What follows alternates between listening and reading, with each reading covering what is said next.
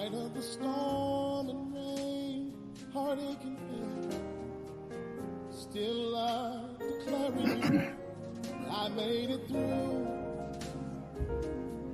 See, I didn't lose. I experienced loss at a major cost, but I never lost faith in you. So if you see me cry, it's just a sign that I'm still alive. Oh yeah, I got some scars, but I'm still alive. In spite of calamity, He still has a plan for me, and it's working for my good, and it's building my testimony. I'm so glad I made it. Is there anybody in here have that testimony? I made it through. I made it through. In spite of the storm. In spite of the storm and rain. Heartache and pain. I'm still alive. Declaring. I made it through. I didn't lose. I experienced loss at a major cost, but I never lost faith in you. Listen, I'm so glad I made it. So glad I made it. I made it through. I made it through. So glad I made it. Thank you, Jesus. So glad I made it. I could have lost my mind. I could have lost my mind. I made it through. But I made it through. I made it through. I wish I had a witness. So glad I made it. Is there anybody in here that's been through anything? So glad I made it. That you almost threw in the towel. I made it through. But when you look back over your life, you realize I made it there. I made it. Is there anybody in here that know that you made it? I made it. I made it. I made it. So glad I made it. So glad I made it. The devil is a liar. I said the devil is a liar. I made it through. I made it through. So glad I made it. So glad I made it. I made it through. Ooh. So if you see me cry, it's just a sign.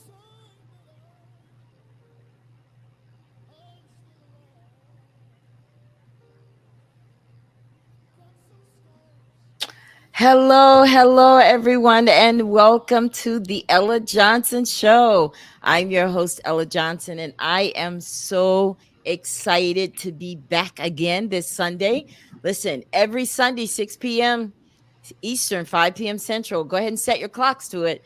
But today is a very, very special show because we on the Ella Johnson Show are honoring the National Suicide Prevention Month. And we have a very special guest that is going to tell her story today.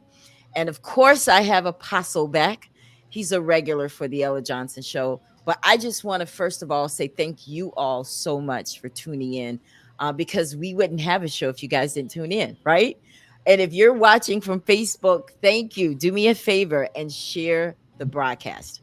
No, seriously. Like, you have to share this one today because there are people on your timeline, probably in your family, probably in your house, that's suffering in silence.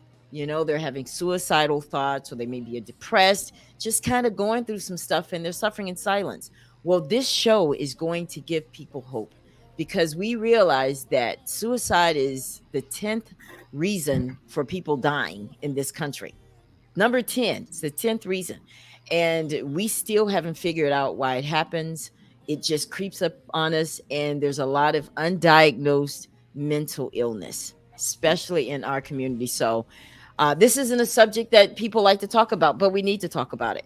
So, I want you guys to do me a favor. If you're watching from Facebook, share it. If you're watching from YouTube, do me a favor since you're already there, subscribe to my channel. But I want you to tune in. I want you guys to comment, ask questions to my guests today, because this is something that is very, very important that we need to talk about, discuss, and we hope that by the end of the broadcast, you'll leave differently, feeling hopeful. But my guest, seven times, she tried to kill herself, and she is here on the Ella Johnson Show to share that. You don't want to miss this. We'll be right back after this video.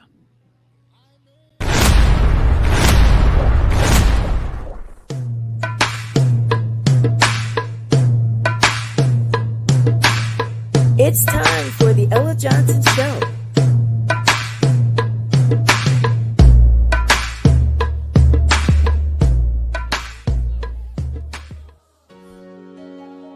I'm so excited that you've taken time out to tune in to the Ella Johnson Show. I hope you enjoy the broadcast. You may laugh, you may cry, but I hope you'll be moved by what you hear. So sit back, relax, and I'll see you at the end of the show. You know, one day someone asked me, Ella, why do you like to have talk shows? Why is it so important for you that people come onto your show to tell their stories? I said, because people have to understand that things don't happen to you, they happen through you. So I like to be that platform for people to be used by God. And now it's time for the Ella Johnson Show, where we set the table for real talk conversations. Stay tuned.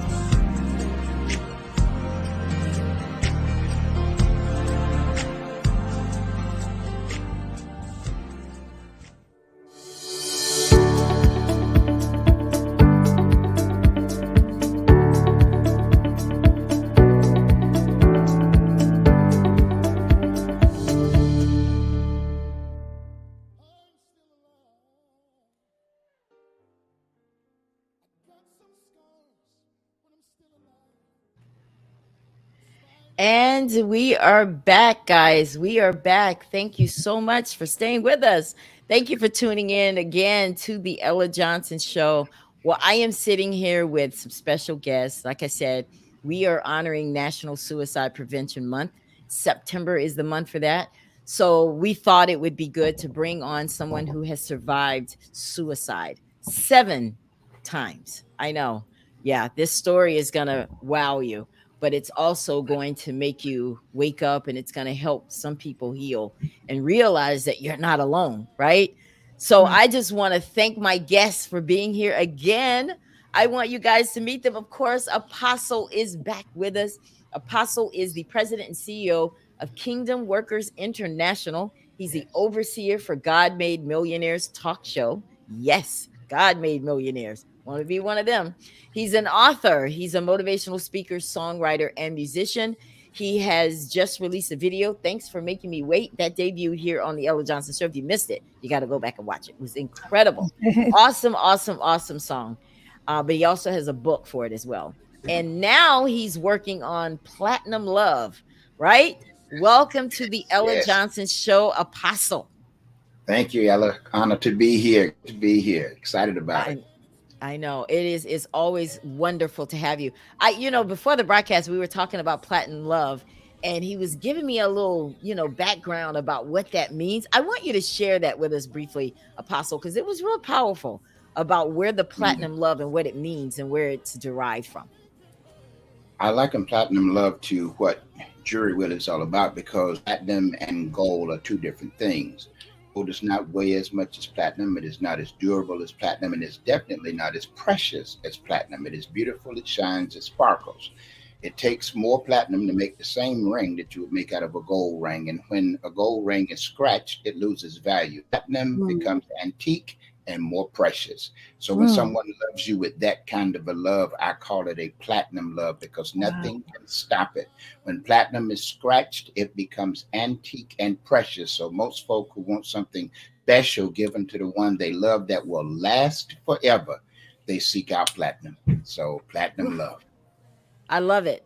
I love it. And that was our motivational message for today. I said, you know what? That's it. There's nothing else to be said. That's something for you guys to think about for the week, right? And then, of course, we have our guest of honor today. I am honored. Listen, I feel honored to have her because she's doing so much. She's accomplished so much. We're very proud of her. So when I got the opportunity to have her on the Ella Johnson show, you imagine how I felt being able to be honored with her presence. But her name is Yes. Lanine, and she is known as Sola the Legend. Now you have Right. to say that slowly. You can't just rush that out, right? You True. Yes. can't just rush that out. That's special. Sola the Legend is what we're calling her today. She's from ATL. She's an artist. She's a producer. She's a radio host. She's an intimatologist. I know she's gonna tell y'all what that is, but they call her Dr. Intimacy, right? She's a mother of 7 and she's married to Otis Tucker. She is what she does, her experiences and what she's been through. She is using that to help teach people about self-love, personal empowerment, and how to have healthy relationships, right? And Yeah. like I said before, she attempted suicide 7 times, but God says something totally different. That's why Yeah. she's here, Yeah. right? Now, Yeah. her story is going to give you hope. And I hope that at the end of this broadcast, that your mind and your heart will move you to change. So if you're watching this broadcast and you know we're talking to you, definitely stay tuned. Welcome to the Ella Johnson Show, Soulah The Legend. Thank you. Thank you so much, Ella and Apostle. Thank you so much for having me today. Isn't she beautiful? Like, that's just one of those things you just can't not say, right?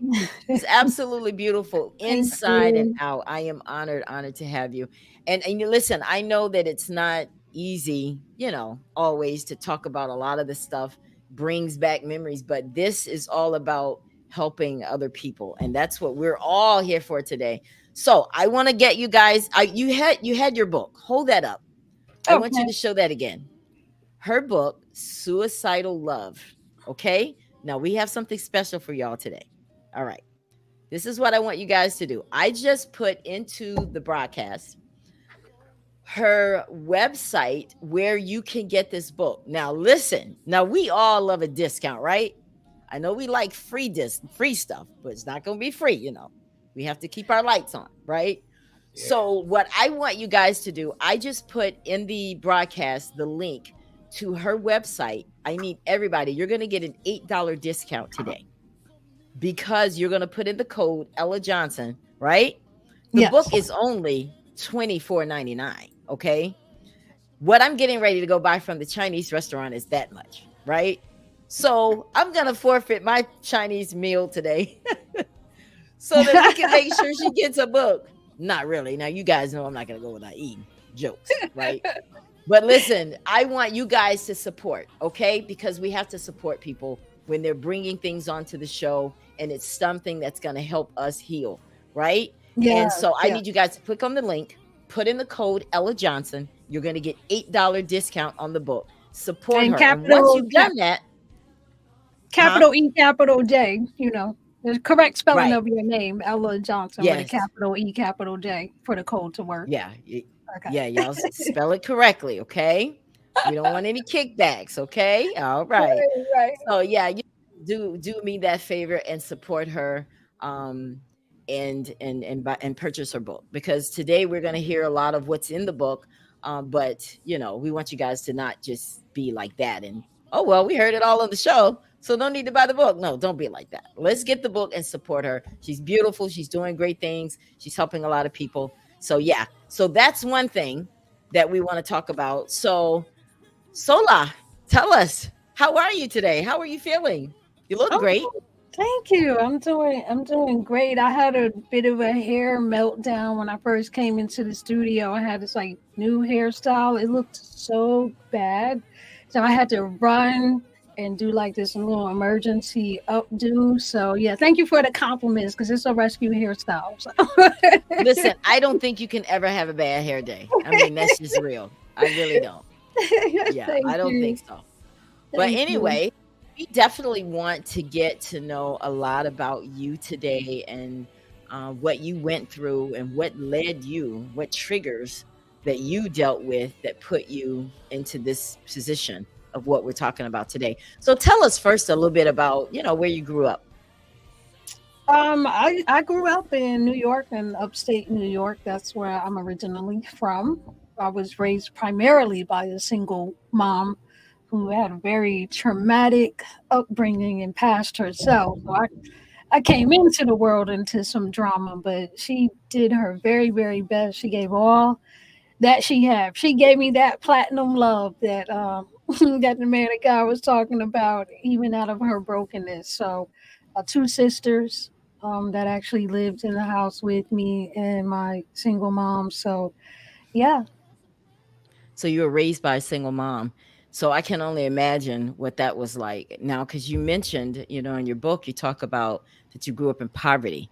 Because, you may say it's poverty, but to us, it's like, oh, that was normal. But when you say that you grew up in poverty, can you give us a little more about what that looked like in your childhood? You know that thick government cheese that glues your mouth What? together. What? You mean the kind that you can't chew? Yes, Yes, yes, I'm very familiar with it. the cheese you gotta cut with a steak knife or fork.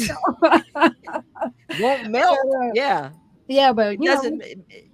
yeah, we ate the free food, and just on Yeah. all the government programs growing up in Right. the projects. One of the things that I remember, because my mom was so freaking amazing at not allowing us to feel like we were poor. So even though we were way below the poverty line, she had a way of making us feel like we were wealthy. So a lot of times I really didn't notice it as much. Yeah. Because she would go get some sheets or something out of the garbage can, make curtains out of them. I remember I wanted a nightstand once, and she got a milk crate from the trash, and she sewed a pillowcase together and put around it, put a lamp on it, decorated the pillowcase, and I felt like I had a top class nightstand. Like she knew how to make everything beautiful, and so my mom is Gail Thomas Wilson. She's a pastor in New York, so I just wanted to shout her out. But I remember getting clothes from the Salvation Army or big bags of clothes from people that didn't fit and getting teased in school about that. That was one of those things that you just couldn't hide. When you have one shoe on that's a different size than the other shoe, it's like two shoes not the same size. You're wearing clothes that are outdated from 10 years ago, sleeves hanging off of your arm, and trying to put tucks in to keep stuff from falling down. I think that's one of the things I remember most, is really being embarrassed about my appearance. Do you remember kids picking at you guys though? Oh yeah, Really? definitely. We get made fun of for our shoes because we would get the knockoff version of Nike, or we get the knockoff version of Nikes or Adidas or whatever. We had a little Payless or Kmart version. Back then it wasn't Walmart. We had Kmart back then. What? So, Now don't tell me you drew the swoosh. Don't tell me you drew the swoosh, baby girl. we did whatever we had to do to try to make it look real. Yes, I feel you. It's funny that we laugh about it because nowadays kids are actually getting killed over it because they don't Wow, have, you man, know, that's or because terrible. they want to have. They're stealing, and it's funny that here we are in our era. We laugh about it. I know I did. I don't know about Apostle when he was growing up, what his situation was like, but Yeah. it was fine for us because everybody was broke, right? Yeah. Yeah. Yes. So, and I used to get hand-me-downs from some of my Caucasian friends. That's how I learned how to do makeup from my Caucasian friends. I took advantage of it, Right, of right, mine. right. Yeah. So Exactly. well then that seems like okay, you guys were growing up in a household. So far we've learned that your mom was single and you guys were poor and you were growing up and you were getting picked at a lot. How did that make you feel when kids would pick at you? Obviously it just makes you feel really isolated and makes you feel alone. You really start to, those are, the formidable years of really Right. developing your self-image. And so I'm already learning I'm not good enough, that I don't measure up to the Mm, standard. And that was immediately how that made you feel. And then when kids pick on you, they ostracize you as well. You get blackballed from being a part of the in group, because once you're one of the kids that gets picked on, you can't be the kid that gets teased and be the kid that gets invited to sit at the cool table. And so, there was a lot of rejection from a very, very young age. I mean, I remember wow. rejection. I have a unusual memory. I have vivid memories, like all the way back to the age of 2. My husband hates that, by the way. I remember everything. That's I not bet what's he in his does. favor. No, I'm just teasing.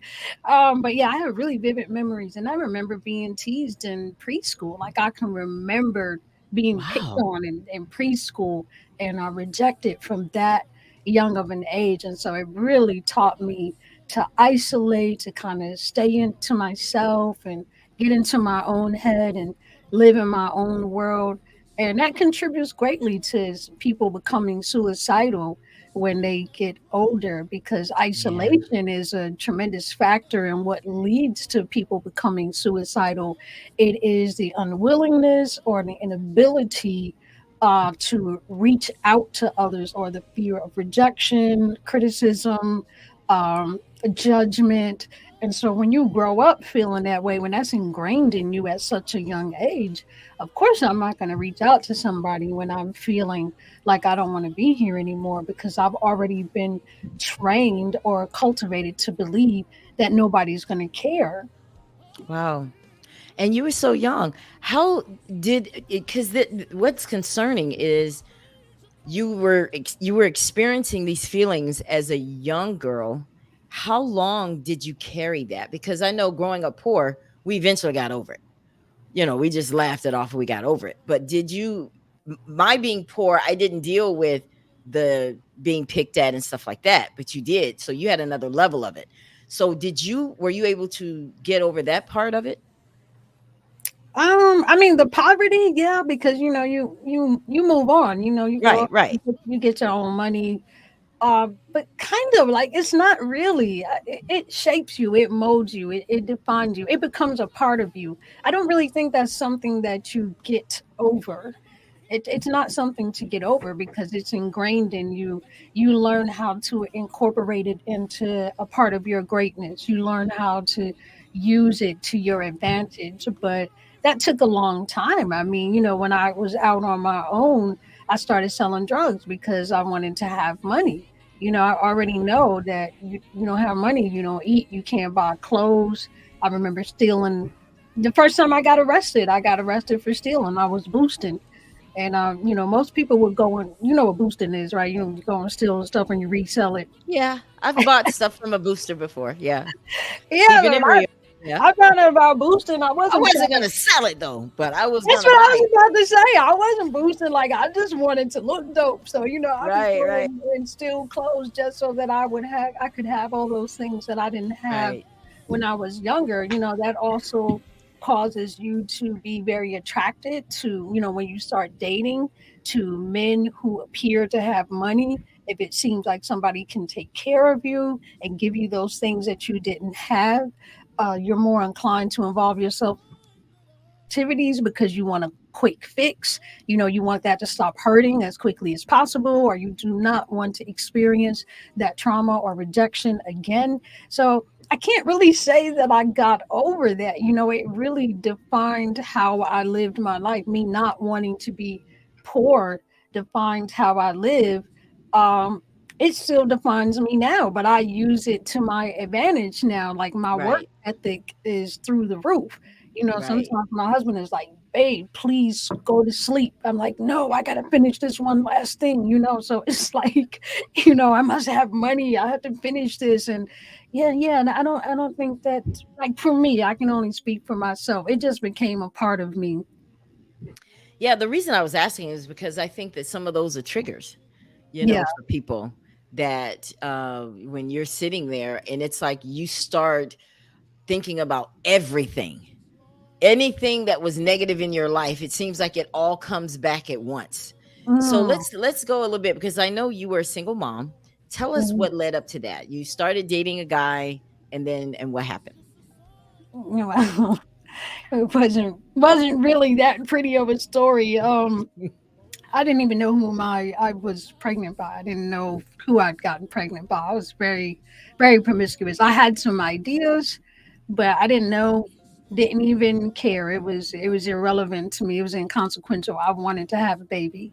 So I was very happy that I was pregnant. I felt like I love that platinum love, man. That's gonna stick with me. It's I sticking, right? I'm Oh, telling you. yes, Deep. yes, yes. I felt like having a child was the default reward of having a child is getting that platinum love. And so I really wanted to have a baby. So, I deliberately lived a very promiscuous lifestyle, a very reckless lifestyle in the hopes that I would conceive. So when I did, this is like the craziest story, actually, one of many. But I remember when I I had a terminal illness when I was younger, and because of that terminal illness, they told me I would never be able to have kids. First, they thought I was going to die. They told me I was going to die, so I wasn't even supposed to still be alive at that age. I should have never made it through puberty, according to them. But they said if I did live, that I would never be able to have children. And that was really devastating to me because from the time I was like 3 or 4, that's one of my most vivid memories, how much I wanted a family. I wanted to be a wife and have a ton of kids. That was like my dream. So that was taken away from me at 10. That was crushing. So first you're telling me I'm going to die. Now you're telling me if I live, that my biggest dream is already off the table, like gone.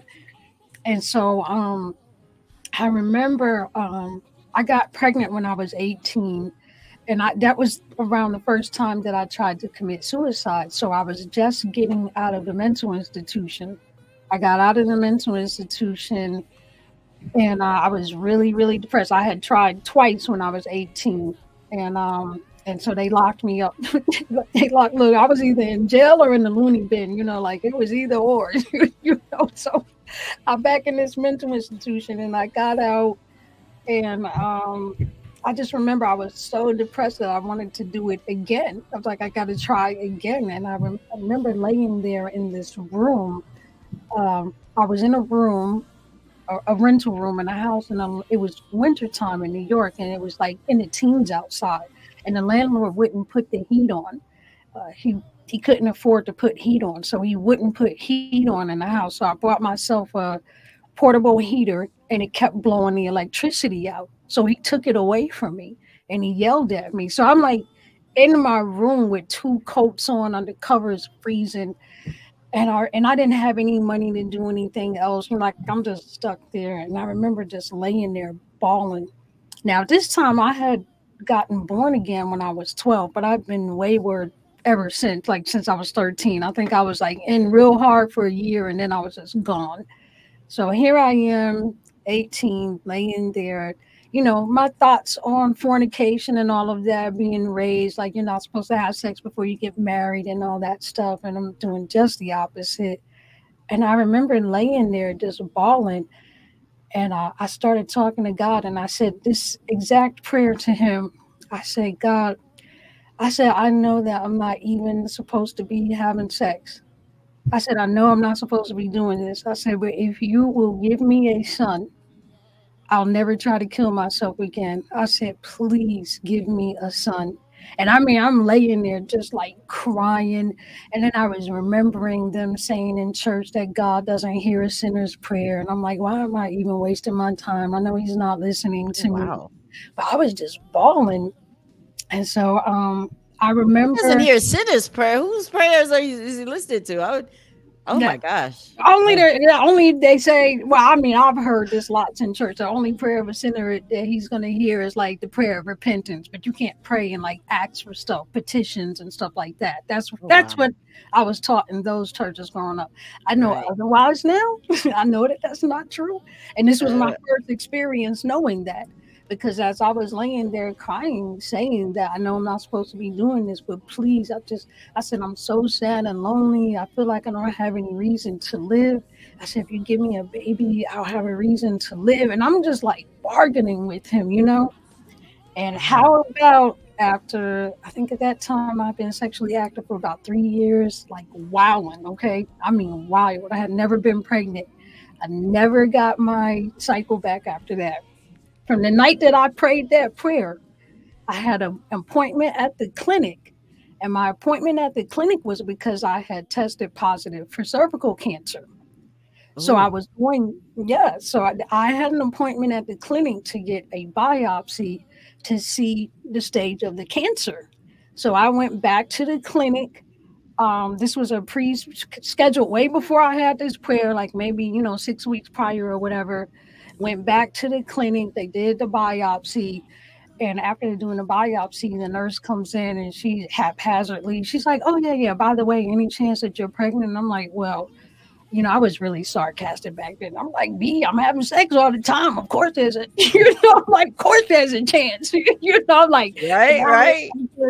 and she's just like, oh my gosh. She was like, well, we need to do a pregnancy test. We shouldn't have done a biopsy without the test. I'm like, okay, whatever. She gives me the test and it came out positive. And I'm just like, Wow. and so I just kind of like froze. I was stunned. She thought I was really upset. And I was like, can you leave the room for a minute, please? And she's like, sure, sure.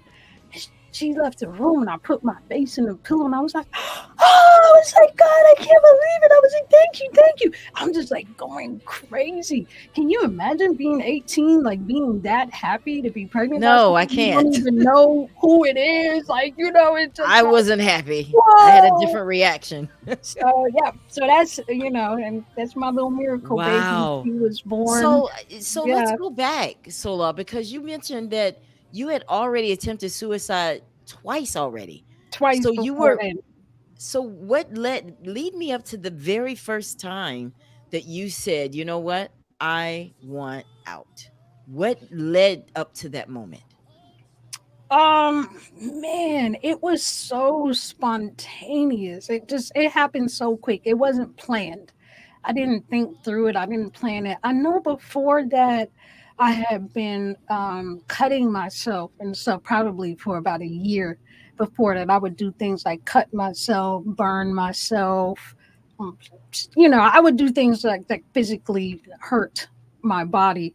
But I was never trying to kill myself when I did any of those things. It was a way to relieve or alleviate emotional pain, the acts of self Wow. harm.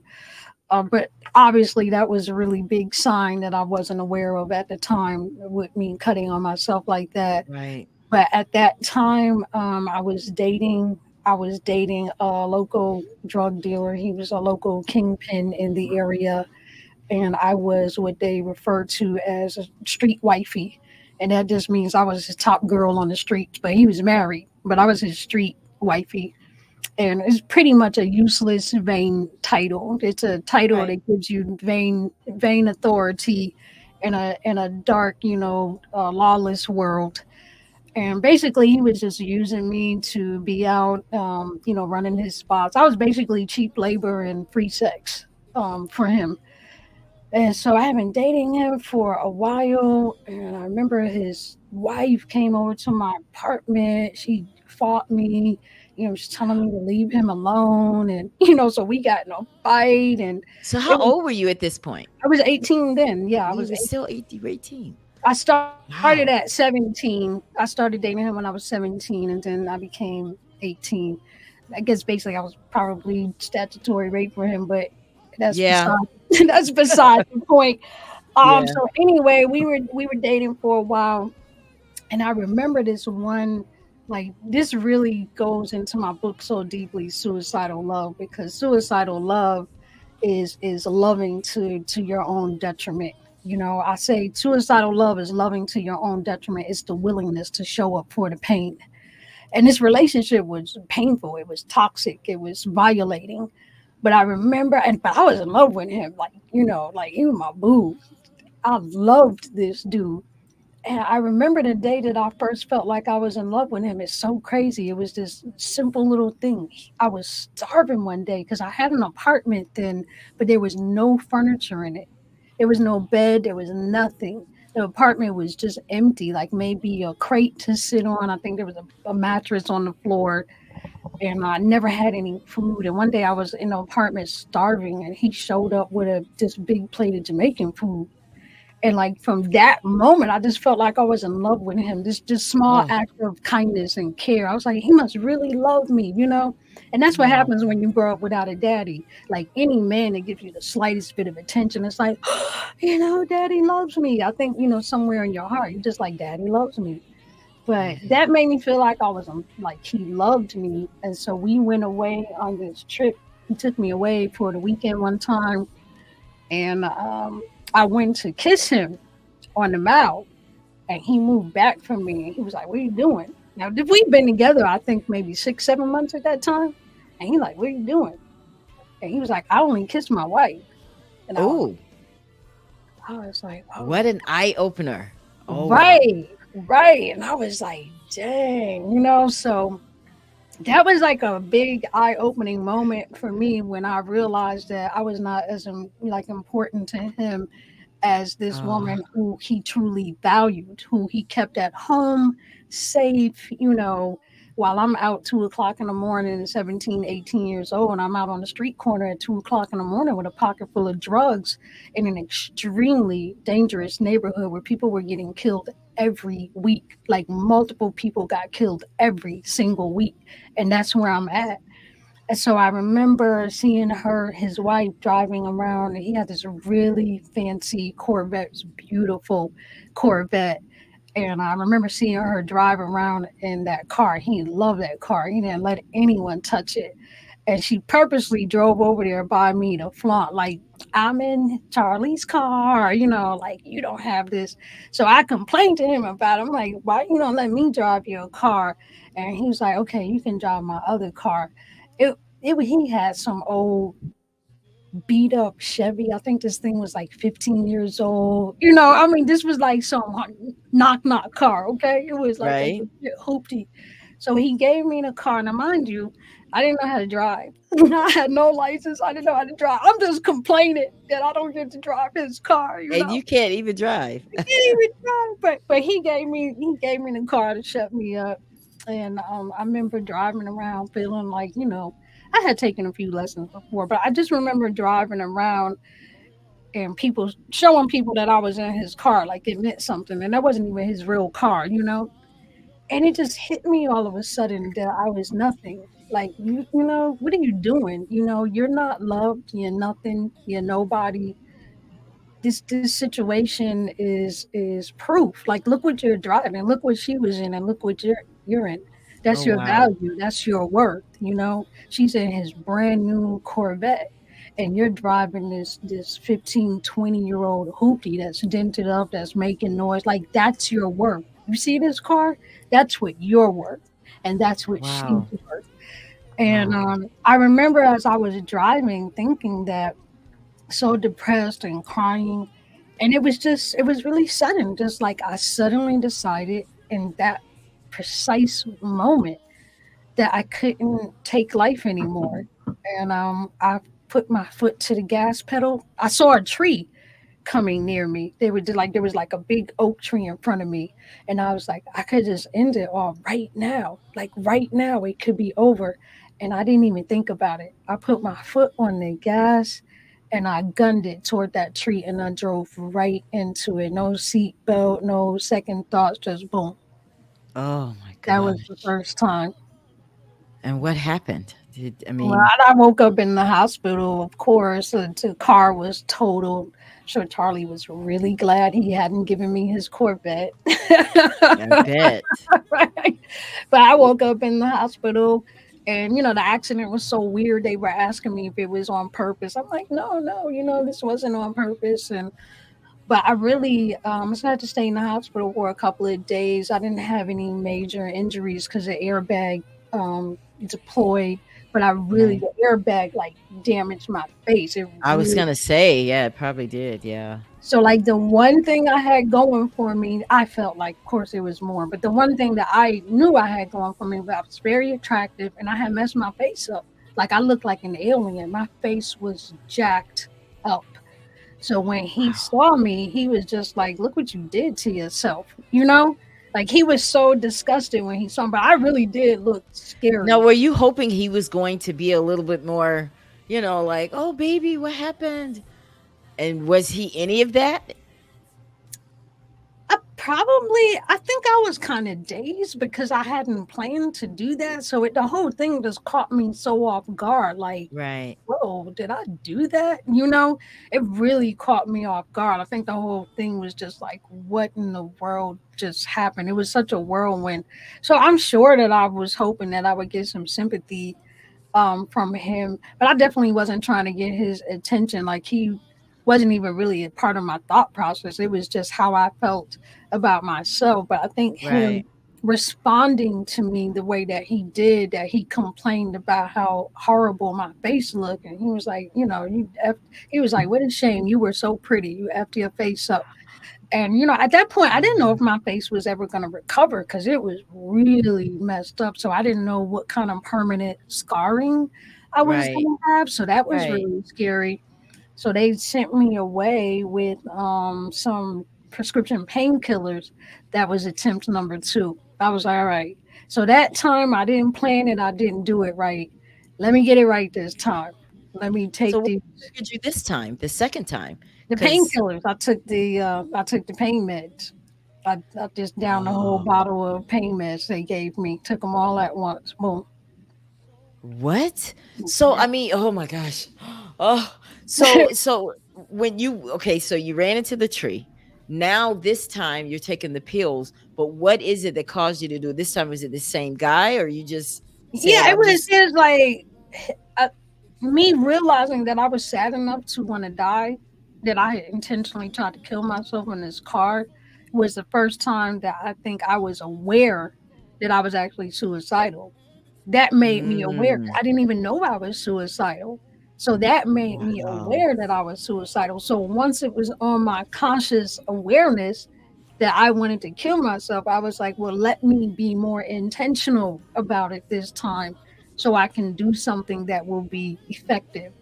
And when he responded to my face the way that he did, like I already wanted to kill myself because I felt like he didn't love me. Right. Now you don't even like the way I look.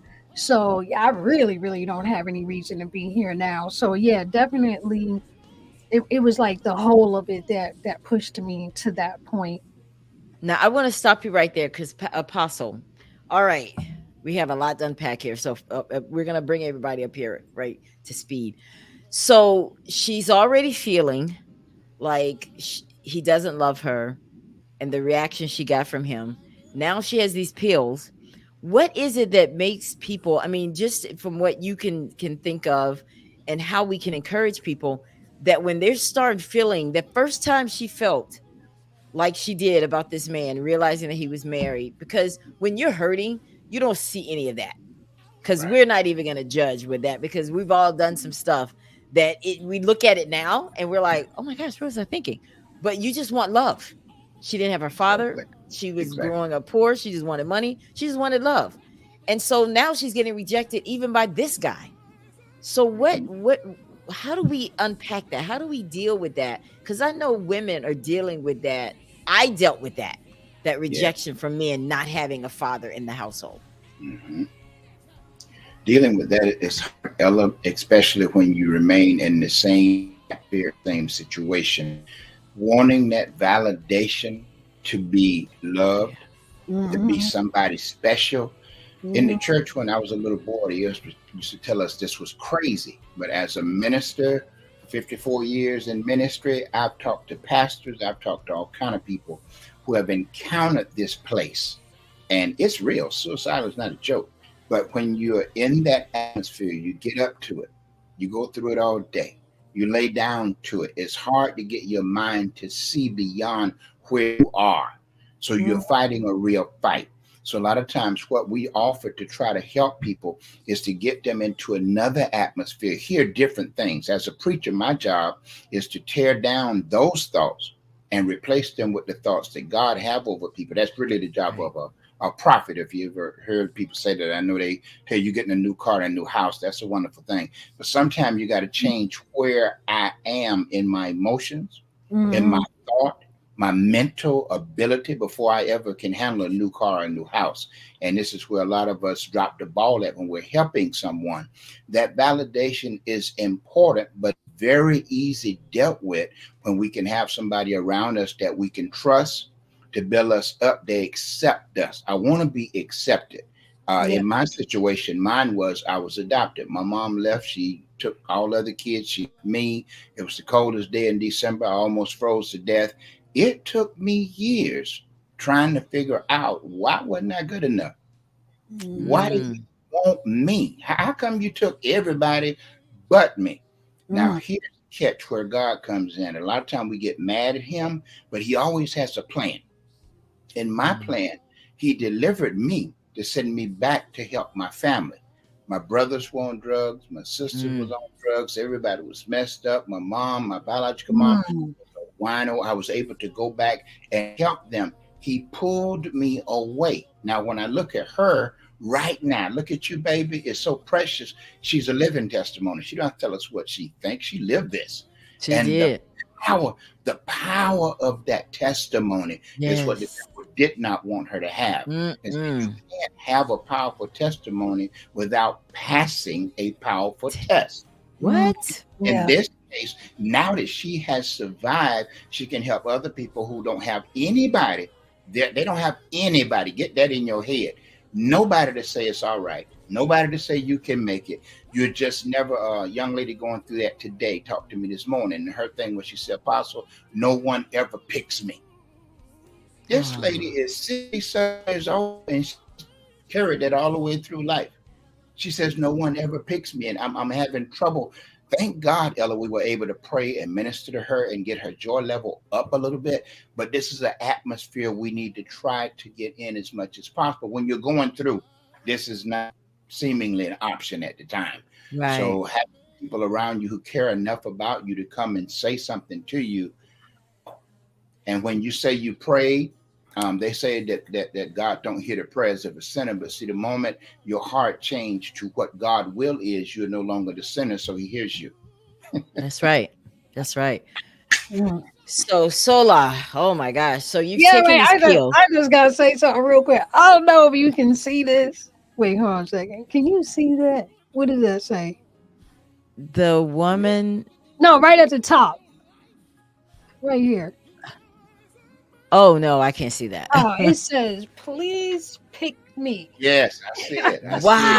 That's Wow. the topic in one of my chapters. Please Yes, pick me. yes, Yeah, that was a Wow. big factor in yes, my suicidal depression, feeling like I was never picked. As a yes. matter of fact, it was so painful because, I ended up getting married when I was 24. I got married to a man of God. He was a prophet, clean man. It just seemed like the ideal. We did everything right, waited until we got married. We were both in ministry, and it just seemed like, yes, yes. My husband didn't love me. He was not in love with me at any time during our marriage. He had mommy issues. He was abused by my ex-husband, not my current husband. And but anyway, he had mommy issues. He was abused, and so he did not have the capacity to love me. I don't think it wasn't intentional. He literally did not have the capacity to love a wife, and he didn't realize that until after we were married, and he was just incapable of loving me. And that really, really did some deep, Yes. deep damage Oh. because I always believed when I was finally picked that it was going to fix everything. And I Mm. realized that when I was picked, I still wasn't chosen. Uh-huh. Even There when I you was Oh picked, wow. I still wasn't chosen. And I Oh want to speak to that before we move on because I really yeah. want people to get something out of the insights. And, never mind the story, like, what did you get from it? And what I got from that, what I finally learned is I have to pick myself. there you go. I have to pick me. I have to Yeah. be the one to pick me. I have to choose myself, because you can be in what you consider to be the ideal situation. My husband and I, my ex-husband and I, we were the ideal. We were the dream Christian family. Do you hear me? Two preachers, both good looking, beautiful children. Everybody felt like powerful testimonies. And that's what people saw on the outside. Hmm. But because he didn't love himself, he didn't choose himself, he didn't pick himself. I didn't love myself, I didn't pick myself. We had nothing. Our relationship was empty. It was a Right. complete facade. And what Right. I learned from that, and I didn't learn coming right out of that, I was really messed up for a long time. Like, I can so relate to what you're saying. For years and years and years, it was just like, why wasn't I good enough? I asked again and again and again, why didn't you love me? Like, I was a really good wife. Why didn't you love me? Why wasn't I enough? And that made me feel like, coming out of that. So when I know that when I was picked, I still wasn't good enough, even though I got picked. Now I'm gonna take scraps. Now I'm gonna, if I'm lucky enough to be in a, if I'm lucky enough to get into another relationship after being completely dismissed and rejected by this clean man of God, you know, that was the ideal. I better take whatever I can get. Mm. I better take whatever I can get. And Ooh. I actually have a poem in my book. Oh my gosh, can I read this to you? Do you mind? Absolutely. Absolutely. Okay, I have this poem in my book. It is called, where is it? Give me 1 second. I think it's in chapter 7.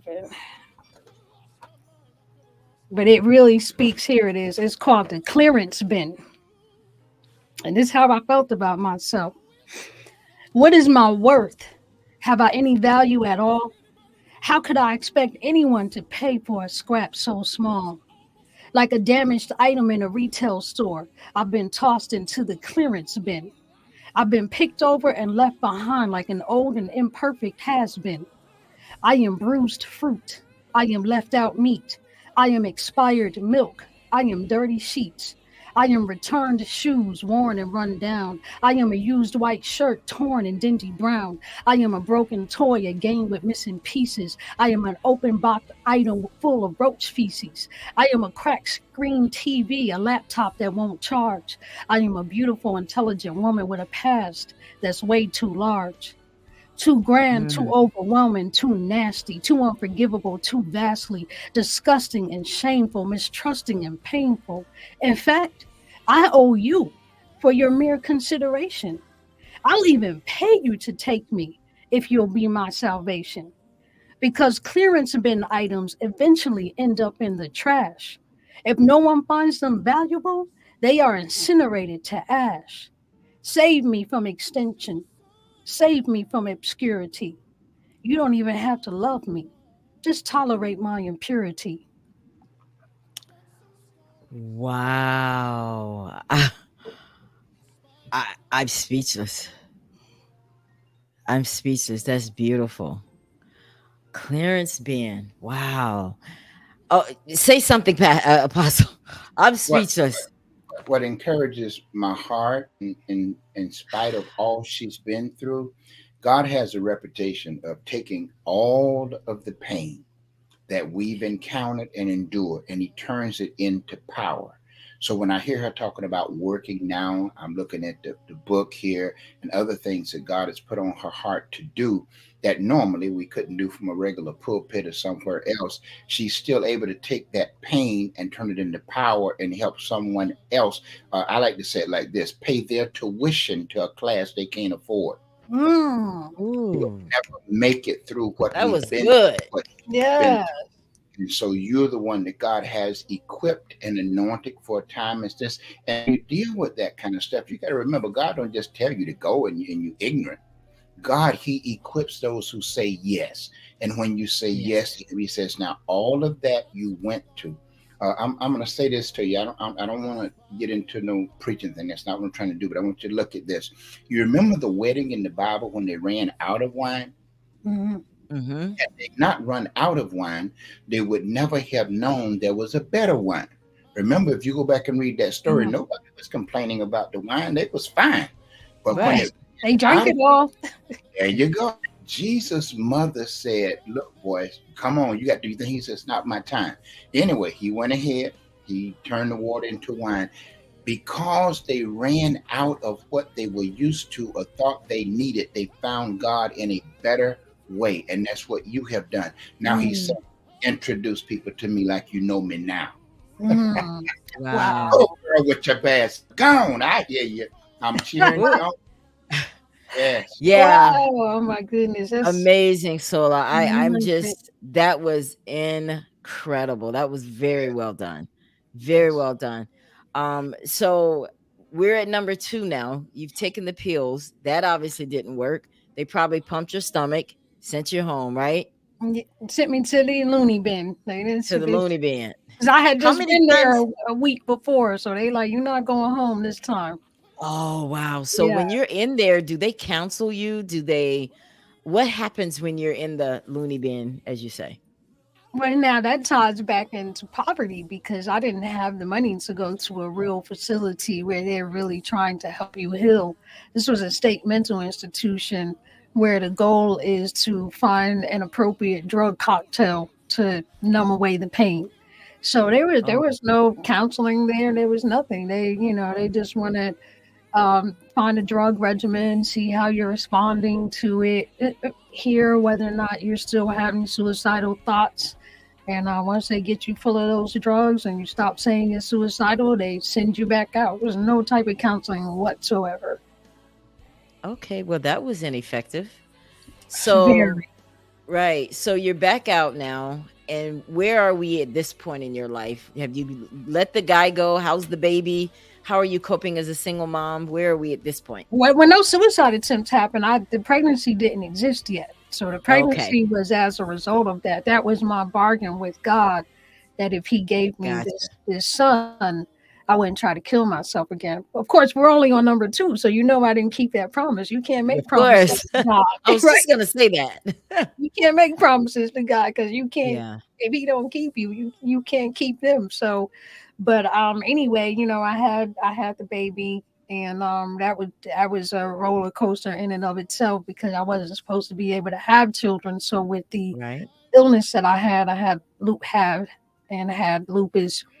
and they wanted me to abort. They said, you're not strong enough to carry this. It's going to kill you.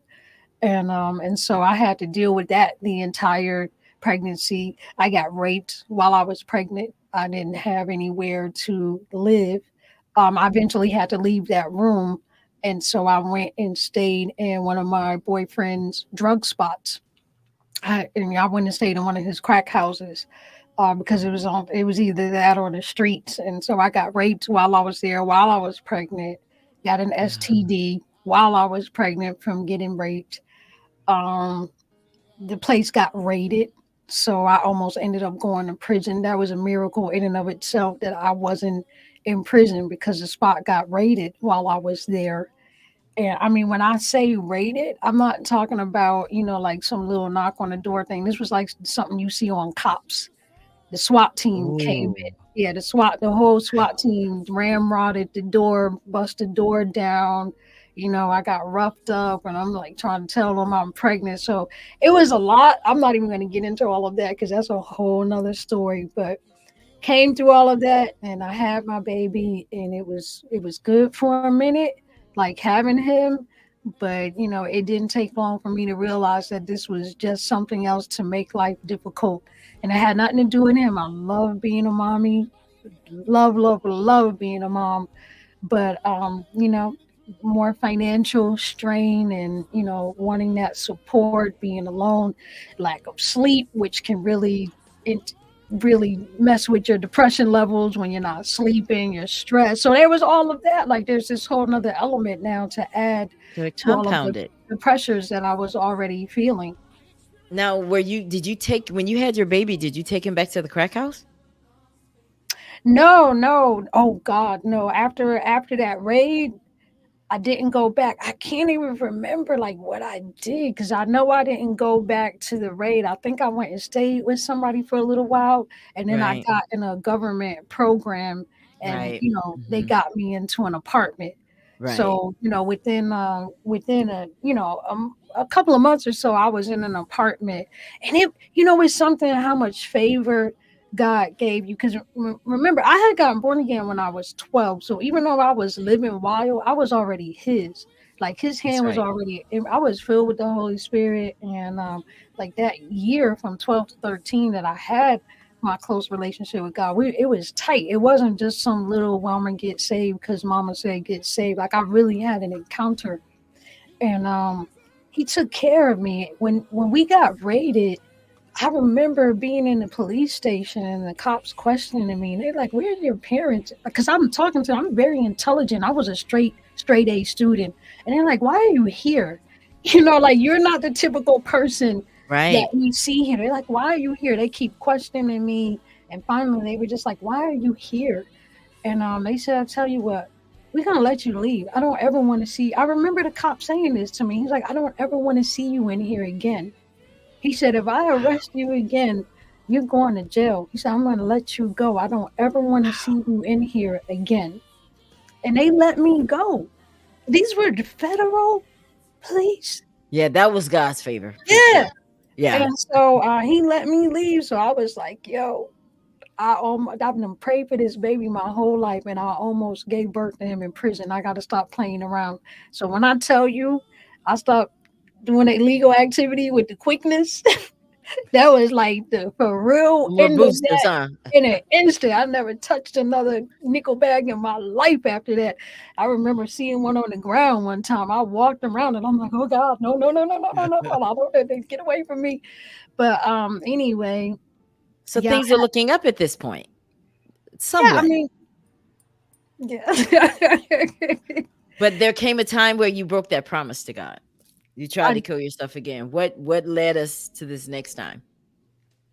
um the same. I mean, I wasn't healed. I never healed in between. I kept trying to find some source of external happiness to cover Right. over the Yeah. root issues that weren't being dealt with, because there were so many root issues of trauma, some that I was aware of, some that I wasn't aware of.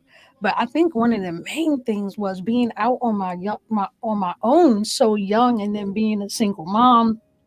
I was constantly in survival mode. And so it kind of reminded me of when you watch those movies with somebody like Rambo, you know, he's out in the woods, he's trying to rescue somebody, stop some government espionage, whatever, save the world. But you'll see them get hurt. They'll jump out of a window and get all cut up, and they'll have glass in their side, and they'll pull it out in the woods and stitch themselves up, and they'll go on to the next mission. And that's what it Mhm. felt like to me. Like I kept getting cut, I kept getting shot, I kept getting wounded, and I never had time to stop and address any Jeez. of these wounds because I had Mm. to survive. My mission was to survive. I'm out on the street with drug dealers, with rapists, with people assaulting me. There was just so much going on. I had a baby to feed. I'm trying not to go hungry. Like there's so much like I'm not including in this story. It was a constant, constant focus on the survival. I have to have food. I have to have somewhere to live, because there was a time I was on the streets eating out of the garbage can. There was a time me and my baby didn't have anywhere to live. I'm trying to find food for him. It's this constant, like I got to survive. I got to have food. I got to have somewhere to stay. So I don't have time. Yeah, I just got shot. I just got, like when I got raped when I was pregnant. I don't have time to deal with that right now. I got to find somewhere to live. I don't even have time to stop and process that this happened to me, and somebody that Yeah. I knew at that. I don't even have time to think about this. I have to find I got to live. All I can focus on is I need to live tomorrow. And so it was these wounds were compounding. It was wound on top of wound on top of wound. I was just layers of infection. You know what a parfait is? Like I was an infection parfait. Yeah. Infection scab, Yeah. scab, blood infection. I was like a parfait of emotional wounds. And so by the time my son he was 3 at the time. He was 3 years old, and this had been going on, all of this pain, lots of different men in my life. I had been a stripper at that time. That was one of the ways that I tried to get money, stripping, prostitution. I had been involved in that. So it was like all this stuff going on. And I had started dating this guy. So here we right back to this suicidal love, because it usually was a guy that would be the trigger for that final act. Even though they weren't the cause of me being suicidal, they were the trigger that would push me over the edge to say, okay, now Right. I'm gonna do it. For me, they were always the trigger. And so I'm dating this alcoholic, married again, married man, alcoholic. He was beating on me, abusive, a very abusive Oh, man, big guy. And so he was literally beating me. And I remember him going. He went to work one day, and I just decided that I was going to end things. He had a gun in the house, and I had been at that point, because I had made God this promise that I wouldn't try to kill myself again. I decided that I would kill me and my son, because I didn't want to leave him. I'm like, this life is too messed up. I'm the best thing he's got.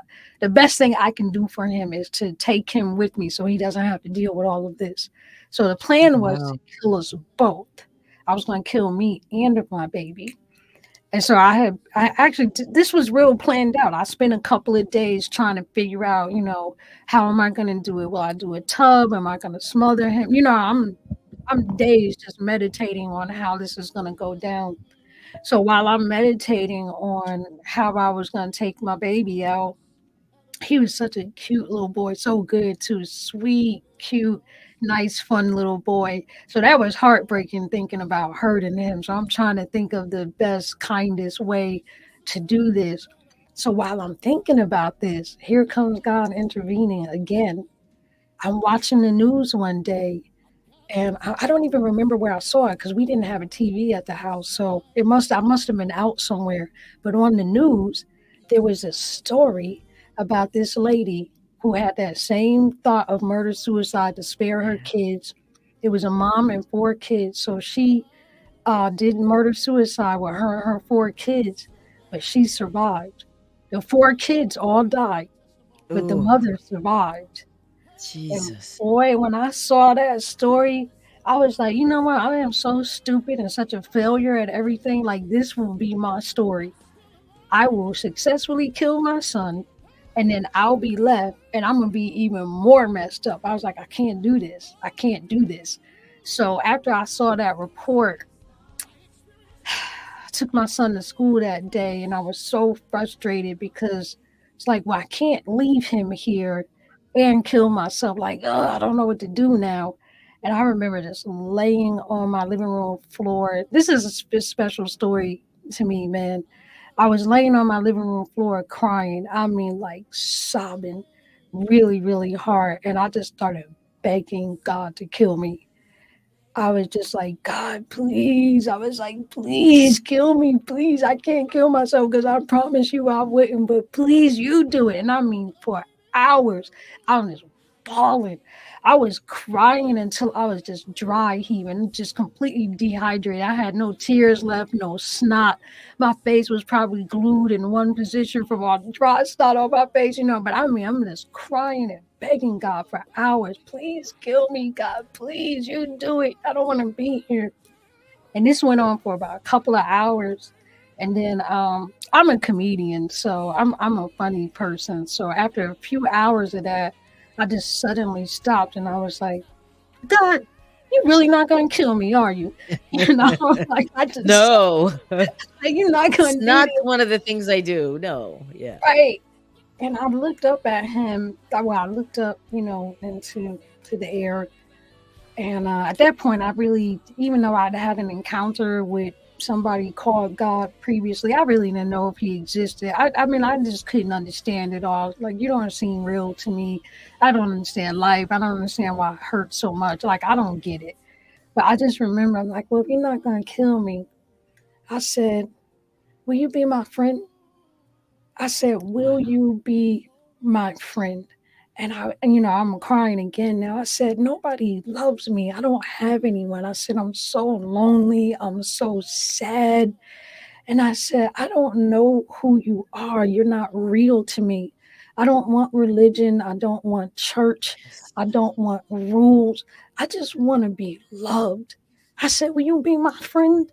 I said, if you will be my friend, I will serve you. That's what I said.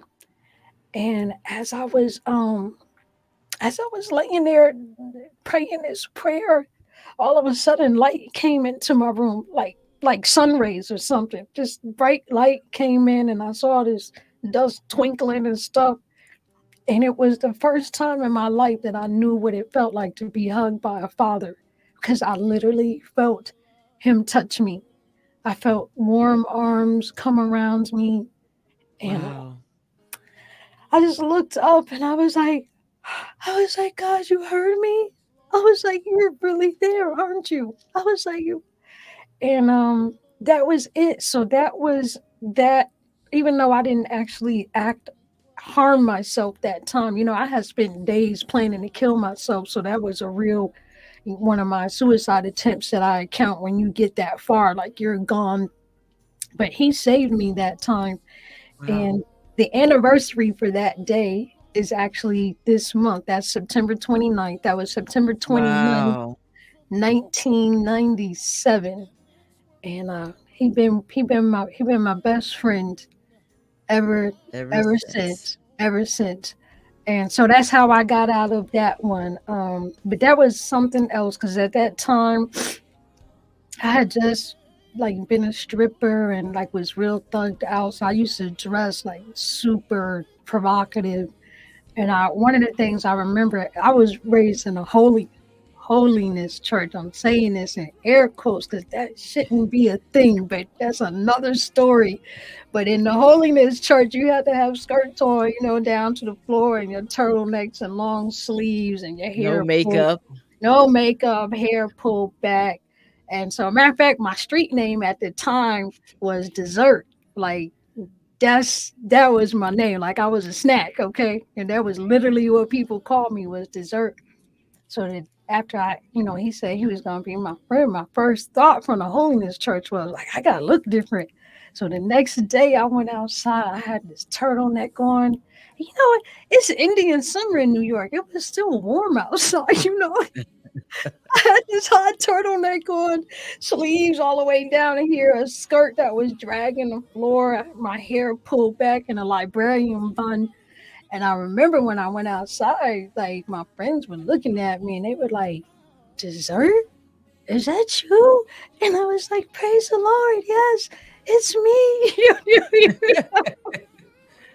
Oh, wow. Yes, yes. So that was that. But obviously, Wow. That is a great story. yes, Oh it my is. gosh. It is. It is. He's a Wow. merciful God.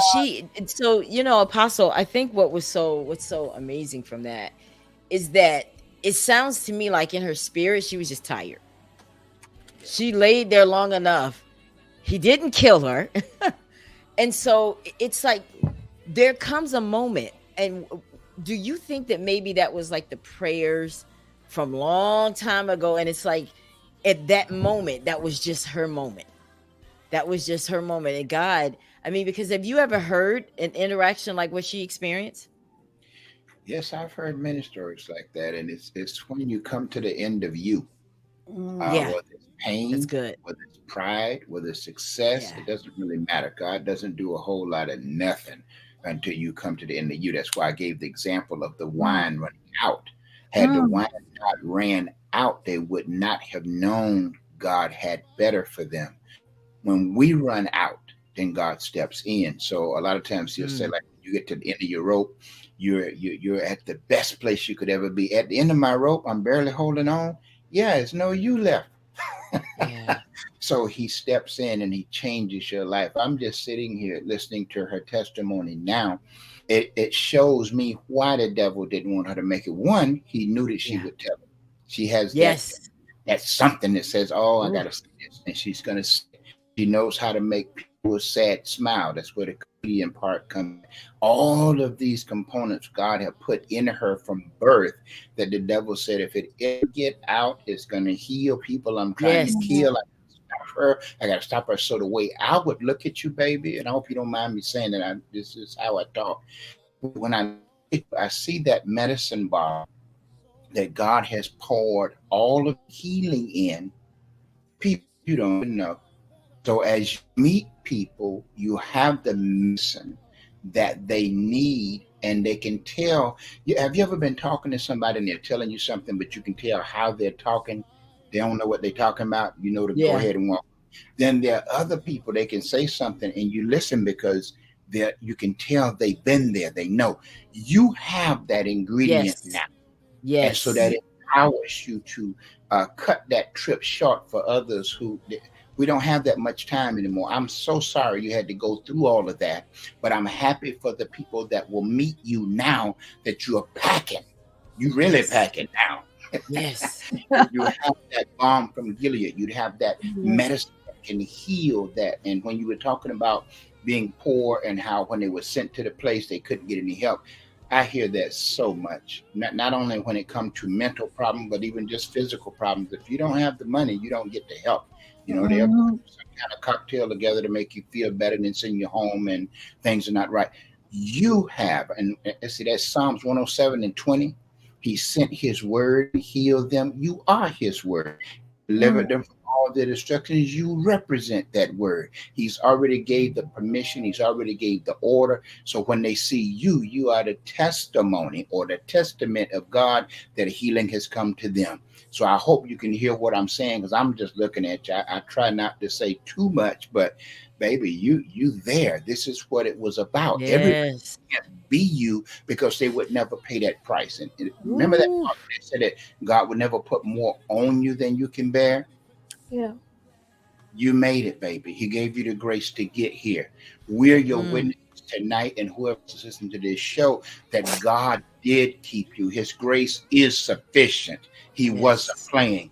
There were a lot of people, they couldn't have done it. They were preachers. They had collars, robes, and everything, but they couldn't have went through what you went through. So for God to empower you to go through it and be here right now is proof he's no joke. You Yeah. are a living testament of his goodness and all. Yes. Girl, I'm a big man. You're gonna make me jump up from here and go to dance, and this gonna be over. I'm happy for you. I don't know when the last time anybody told you, but me and Ella telling you now, we proud of you, girl. Go, Proud. go. My I'm goodness. just sitting here and I'm like, because you had number one, you had an encounter with God. You had a real encounter. Yes, He loved you that much yes, that he came out of heaven for mm, you. yes, You know what I'm saying? And what you yes. went through, I'm sitting here and I can't even catch a breath for the next issue. It's Mhm. like I've never been so speechless on my show ever. But your story is just so it's almost like I can see you on that sidewalk. I'm seeing Yes, everything you're saying.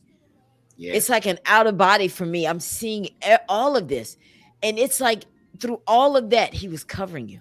You may Mm. Yes, not have known it. You might not even know what the covering was, but he yes, was covering you. Had to be. yes. He was in that jail. He was, and all the stuff that you went through, Sola. I'm just like, wow. Yeah. So we're at number 3 That now. was that was number 3, right? That was number 3. So we still got like 4 more to go, Yeah. even after that encounter. Right. So kind of Right. lead us through the rest of them. Wow. So the rest of them, I think they really speak to me. I think the the difficulty of healing for people that are suicidal. You asked me how I got to the point where I would write a book called Suicidal Love. Why did I write a book about suicide? Because I've been widely known as Dr. Intimacy, and dealing with relationships have always been my specialty, demonology, sexuality, and things like that. So, like, why are we jumping to suicide now? These next stories really speak to deal with suicidal depression. You need a specialist. You know, you go to an MD for your general care, but when you have a heart problem, you need to go to a cardiologist. Right. And dealing with suicidal depression is really a you need a specialist for that. And I think that's what, the man of God is talking about, like you've been equipped for this. And the reason that I said that is because these next suicide attempts happened when I was an ordained preacher, well known. Mm, Those ones make sense. I'm out on the streets. I'm a stripper. I'm a prostitute. I'm Right. using drugs. I'm a single mom. So everybody's like, oh yeah, yeah, we get that. I understand. Okay, but now you're a married woman. You have supposedly a loving husband. You're a mother. You're covered. You're well known. You're a successful author. And this is, man, like this doesn't go away. This doesn't go away. So the next time I was I want to say that I was maybe 26 by now. So that happened when I was 22. Now I'm 27. So it was 5 years later. I did get a break because I was really like tight with God right. after that. I had a falling away for a little while. There was a falling away, kind of backslid, was like crazy, but I came back to him. And so I was really stable after that. So then I got married. I met my husband when I was 23, and we got married within a couple of weeks. He knew Oh, right wow. away. He knew right away that he wanted to marry me. Like he was ready. He was ready to get married, ready for a family. And I didn't think anybody was ever going to want me. It was hard enough to think somebody was going to want me in the streets, but once I was sold out to God, like I know nobody in the church wants this trash. Like, come on, no, Oh, nobody in the church is going to want to marry somebody with like a past like me. And as you can see, like I have a big mouth, like I tell everything. So if you're going to be with me, you're going to know these things because I just yeah. talk. So I Yeah. really didn't think that I would ever get married. And so when my husband wanted me, I knew he wasn't in love with me, but I felt like I can earn his love. Like I'll get him there. That was my thought. Like I'll get him there. We have God, we have the word. We're both preachers, we're prayer warriors. We have a ministry assignment together. Just as a side note, marriage is not for doing ministry together. You don't get married to preach and start a church. Like whoever thinks that, please stop it. Marriage in and of itself is a ministry. And if you happen to preach with your significant other, that's cool. But you don't get married for some kingdom assignment. Marriage is a kingdom assignment. And Yes. that whole mindset that, oh, we got an assignment together, it's gonna be so powerful. People were filling our heads up with that because of my background with the sex industry. He had a background in the sex industry, like as a bouncer for the mafia and stuff. And they were just like, oh, you guys are gonna be powerful. It was just all the rah-rah for ministry. And that was our whole marriage. Our whole marriage revolved around the appearance that we had in Wow. ministry. And so Yeah. it was really empty of intimacy, of oneness, of validation. He was super supportive of me as a woman of God. Like he really pushed me to preach, to write books and everything. Very, very supportive. But as a woman, as a human being, like don't let me cry. Don't let me have needs. Don't, you know what I mean? Like, no, you're a prophetess, and that's what I need from you. Like it was a 24/7 demand for me to be God's prophet. I had to be on all the time. And so I didn't have any. So now here I am in the kingdom. I should have a safe space to heal now, but I did not. I still didn't have any safe place to heal. And so I felt really, really trapped. So when we got married, my husband did not want me to use birth control. He had no job, neither one of us was working. There was no money, no job, but he didn't want us to use birth control. He's like, that's sinful. He was like pretty religious, and so he's like, God will control that. Well, lo and behold, I got pregnant on our wedding night. It's like first first shot, it was a slam dunk, baby, and so Right. Right. we were pregnant every year after that, and this spirit of poverty continued to follow us. I mean, we were just like poor. I remember not having diapers for the baby, not having food. I remember when I was pregnant with number 4, after the people were asking me if I was using crack because I was so skinny from not eating. Like there just wasn't enough food Oh, to eat. wow. And so we just having babies, no money, he's just got this weird mentality about work. He feels like he should do ministry full time and that God is Mm, going to provide.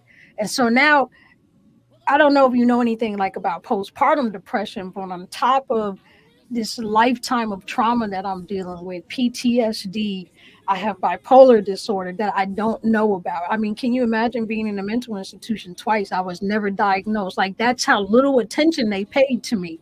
That right. who runs in a mental institution and I didn't even get properly diagnosed. That's another story. But anyway, I got bipolar disorder, PTSD that I'm dealing with. Now I'm having a baby every year. So you're adding postpartum depression to that and hormonal imbalances to all of that. And we're poor, and I'm going out doing ministry. I was very popular at that time. So I was preaching like every week. So I'm nursing my babies, I'm breastfeeding, I'm writing books, I'm out preaching, just a tremendous amount of pressure. And I come home and there's no safe place to lay down, Mm, heal, to be restored. Like my husband was ice cold. He didn't want to touch me. He didn't want to sit together. He didn't want to date. He was just like so distant. So I'm carrying all of my pain. I'm taking care of the kids. I'm dealing with a man who doesn't want to work. So I'm constantly worried about food, wow. where we're going to live. We were getting evicted. It's just like, and this was another one of those spontaneous ones. I came home from preaching. We just come home. I don't remember where. I was coming home from somewhere preaching powerful, demons cast out, people slayed in the spirit. It was wonderful. And I remember he went in the house. He took the kids in the house, and we were we were in the process of getting evicted at that time. Didn't know where we were gonna go, Jeez. and I was driving around in this car. The muffler was broken, so we had to drive with the windows down because the carbon monoxide would get into the Yeah. car. And so, it's a common thing. Like women like to sit in the car before they go in the house. Just like as an act of self care.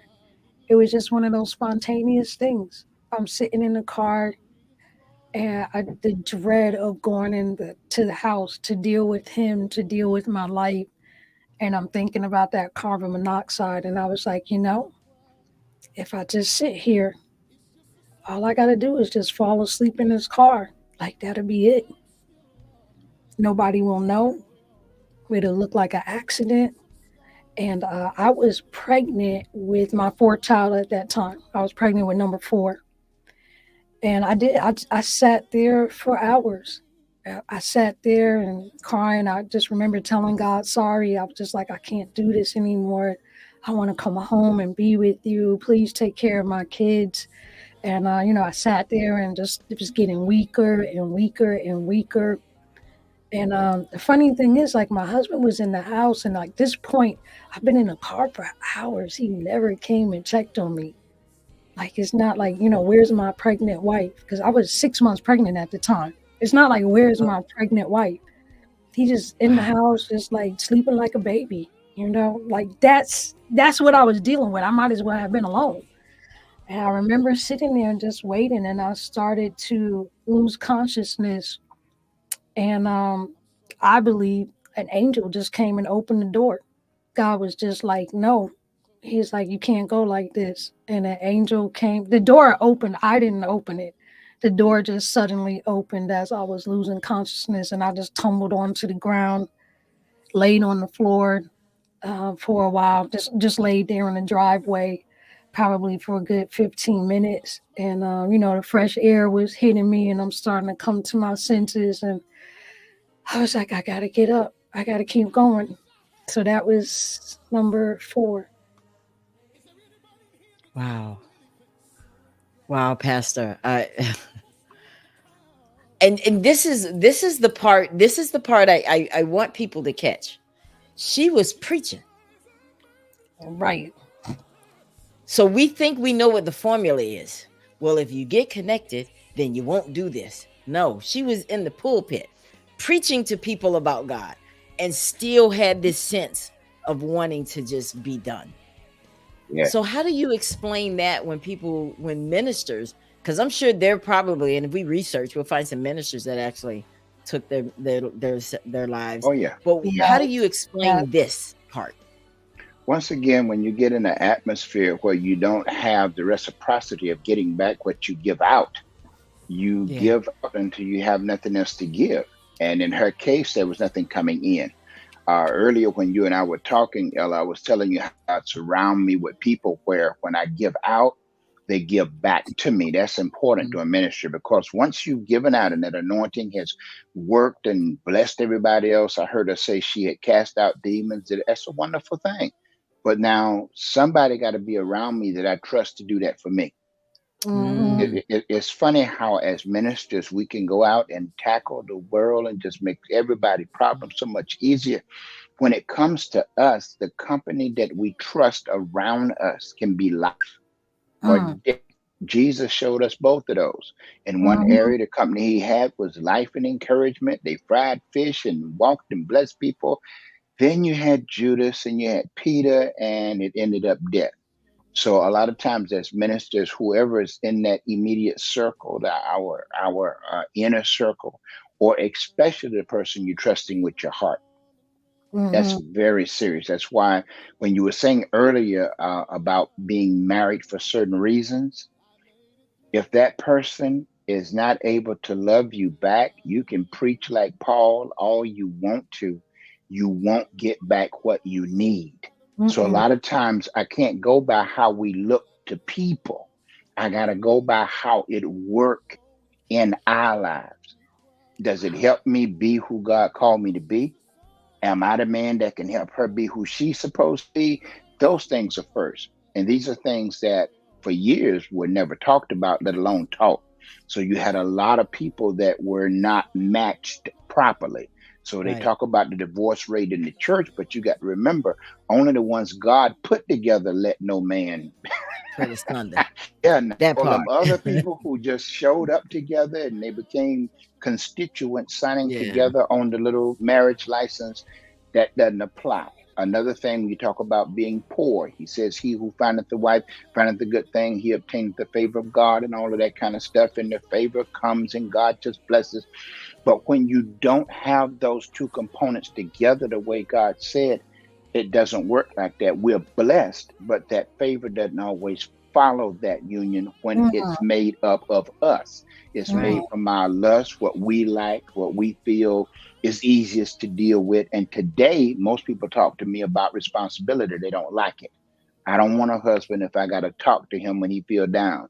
Well, he doesn't want a wife if she's got to go through something. He likes to play with the guys, come home, love on her, and go. Well, who's taking care of home? Who's taking care of you? Now that That's I right. preach to everybody, come here, girl, put your head right here. Let me hold you a little bit. See, it actually starts at the house. Then it's supposed to go to the church, and that's not how we're doing it nowadays. So Right. what you're talking about, it happens more in a ministerial home than you would imagine. So either Wow. they cheat on one another, they have drug problems, alcohol problems, the pastor going to jail for beating his wife, and it all boils down to this kind of stuff. Where if we just had a minute before we said all of my dues, let me see if what I've been called to fits what you intend to do with the rest of your life. Every once in a while, it'll fit like this. And oh boy, every day's brand new. If God hadn't called my wife home, girl, I was having a ball. That girl had me smiling every day and dancing and doing stuff with my big old fat self. I enjoyed it. But I know a lot of people who didn't have life that way. Mm-hmm. That's And right. I overstand, as Philip Michael Thomas would say. So I got you. Mm. Yeah. Yeah. So Sola, that was number 4, Right. That was right? number 4. That was number 4. We have 3 more to go.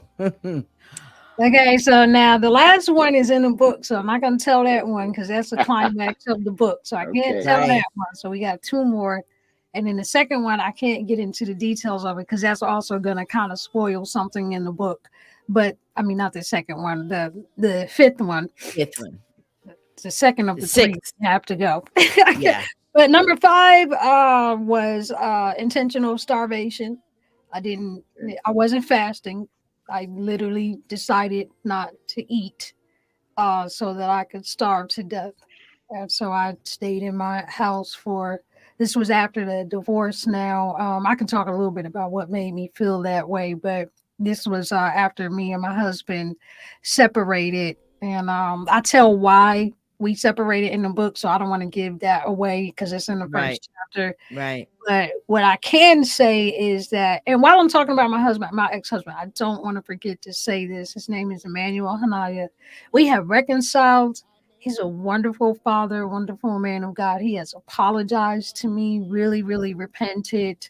And I'm That's really, awesome. really aware of how difficult it was to be married to him and how painful it was. And does everything that he can to make amends. You know, he spent Thanksgiving with us. I cooked for him. He loves my apple pie. Still loves my cooking. So Oh, that's good. I just That's a want beautiful story. That's I just beautiful. wanted to say that yeah, he'll be here in Yeah. a couple of weeks to visit the girls and congratulated me and my new husband. So I just want to say that he's an incredible man. Had a really traumatic past, and he gave me the best that he had to give me That's at right. the time. So, you know, I do want to say that. But you know, the story is a story and you can't rewrite history. So um I say it like this. I was married minus eight because when we separated, he put me out of the house, and so I lost my husband and my seven kids like at once. Like all of a sudden I was alone again. And the Mm, circumstances surrounding why we separated made me look bad ministry wise. So I was ostracized, primarily ostracized in the church. Like mm. my whole life was instantly gone. My kids, my marriage, my ministry, like it was gone all at once. And I found myself Wow. going from the house that God had blessed me with. The house we were living in was a miracle.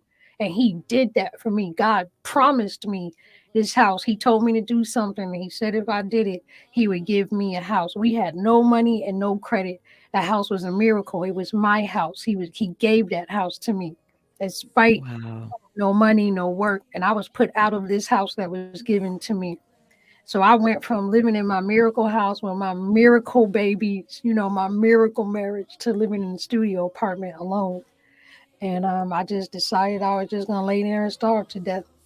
You know, I was very skinny at the time. I only weighed like 98 pounds to begin with, so I was way underweight to begin with. So I was like, this should be pretty easy. So I just laid there, didn't eat or drink anything for a week. And like I said, I wasn't fasting, so there's no praying or anything going on. I'm just laying there waiting for my little heart to stop beating, you know. And I had a friend at that time that came to check on me and saw what I was doing. It's like, you know, what are you doing? So he made me eat and kind of pulled me out of that. So that was number five. That happened. It seemed like these episodes would happen like every 4 to 5 years apart. It'd be like every four to Yeah, it five. I would seems I like would it. make it Yeah. about 5 years and then I would just collapse again. So I'm coming up on 5 years again, and I'm just like, God, please, I got to get through this time. You know, we gonna make it this time. No more episodes. Yes, But you are. it has been a Already little done. nerve wracking for me, you know, knowing because it's been these increments, you know. But the next one was uh was heat exhaustion. We were having a heat wave in Texas. You know, like I started to get creative with this because there was a point, like if I die, I didn't want anyone to know it was suicide. And that was more for my kids. That had nothing to do with anybody else except my kids. So it's like if I Gotcha. do this, it Mhm. has to look like it was some kind of natural causes. And so the temperatures had gotten up to like 110 degrees or something that year in Texas. And so that day, I didn't drink any water for a couple of days. I got myself all dehydrated, and I put these super hot clothes on. And I went outside and I just started walking. And I was like, I'm just gonna walk until I pass out. And I walked deep into the country and like farmland, like where there was nobody can see you, nothing. I walked for hours and hours and hours in these hot clothes. And I just walked and walked and walked, waiting to pass out, and that went on for hours. And after a couple of hours of this, I know these things are not funny, but when I look back on like how it worked out, I'm like, these stories are crazy. These two cowboys drove by me because I was out in like farm country. There was nothing but farms and dirt roads where I was walking, and these two cowboys drove up next to me, like literal cowboys that worked on one of these farms. And like I'm in a Texas, very racist, I'm like in a really They white were area, angels. and Yeah. these two white guys drive up next to me in a pickup truck, and they look, hey, what you doing, lady? They just like had it, like, why you walking around here? You mighty pretty, and they just like talking to me. And I was like, I'm just walking. They like, it's too hot for you to be out here. You got somewhere you want us to drop you off? And I'm like, I'm thinking that's kind of dangerous. And I was like, well, I am trying to die. I'm like, why not? I was like, okay. So I get into the car with these two random white men. Okay. Did you say, well, I am trying to die? So, And that's one oh of the my things that I gosh. tell people about, the symptoms of Ooh, suicide. I talk about hidden depression and suicidal depression that's undetectable. A lot of times that's in reckless life choices because right. you're living in a way that can bring death. And it's really intentional. You may not recognize it, but it really is intentional. Like if it's like, well, I want to die. I don't have the courage to commit suicide, or I don't want anyone to know I committed suicide. So if I live recklessly enough, I can commit suicide by accident. And Right. so, yeah, I remember. Now let me tell you how dangerous. That might just sound like, well, you let some people give you a ride, but you got to understand. When I was 5 years old, we were almost killed by the Ku Klux Klan. Me and my two cousins and my older sister. We lived in Alabama at the time, in Montgomery, and we were Oh, you lived in Montgomery, Alabama? I'm from Alabama. okay. I lived there Yeah. for about 6 months. Wow. We were walking home from school one day, Jeez. and three white men jumped out of a car with one of them had a rope, another one had a butcher knife, and the other one was freehand. And they all of a sudden just started chasing us. They were just like, "Come here, you little nigga girls!" And they started chasing us. And my sister Jesus. grabbed me. This happened when I was 5, and this was at a time in Oh, Alabama where a lot of black children were disappearing. There was like an epidemic of black kids turning up dead, yep. and we It's true. started we started running. And out of nowhere, we usually had to walk home from school like a couple of miles. And that particular day, as we're running down the street, and I had a deformity in my legs. I could barely walk, yet alone running. My sister's dragging me behind her, like she just running, dragging me. And out of Jesus. nowhere, my aunt just happened to be out that day. And so we're running in this direction. She's driving perpendicular to us. And my cousin saw her car. We just, Auntie, please open the door. And the guys are running. And she saw us and she opened the door and she's like, get in, get in. And she didn't even stop the car. Like we jumped into a moving car when they drove off, like my legs were hanging out of the door, right? So when I tell you, and I saw these two white men offering for me to get in the car so they can give me a ride, like that traumatized me. I never forgot that. And my thought was, well, this heat exhaustion thing is taking kind of long. This could expedite things. Why not? And so I jumped in the car with these two cowboys that just happened to be some really nice gentlemen that got sent. One of them did try to get a date with me. Mhm. Of course. But they just turned out to be some nice guys that drove my Yeah. little behind back home. Wow. Just like this just is just never gonna work, is it? It just ain't happening.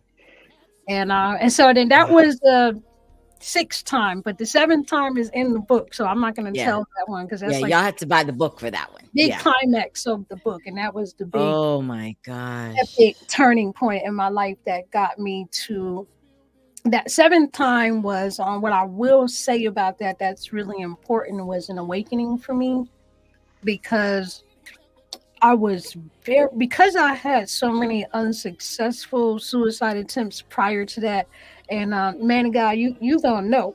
7 is the number of completion. Yes. So Yes. when you get to 7, it's like I got to perfect this thing, you Hmm. know.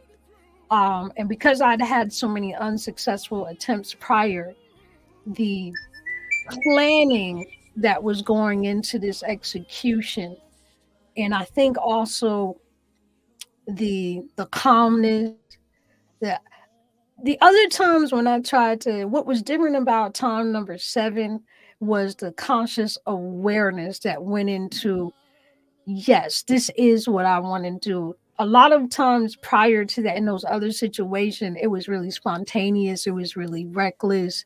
It was me getting to this sudden breaking point of feeling overwhelmed. But this time number 7, I really took time to think about this. I really took time to plan it, and I really decided that I was going to make sure that whatever I did was going to be thorough and it was going to be complete.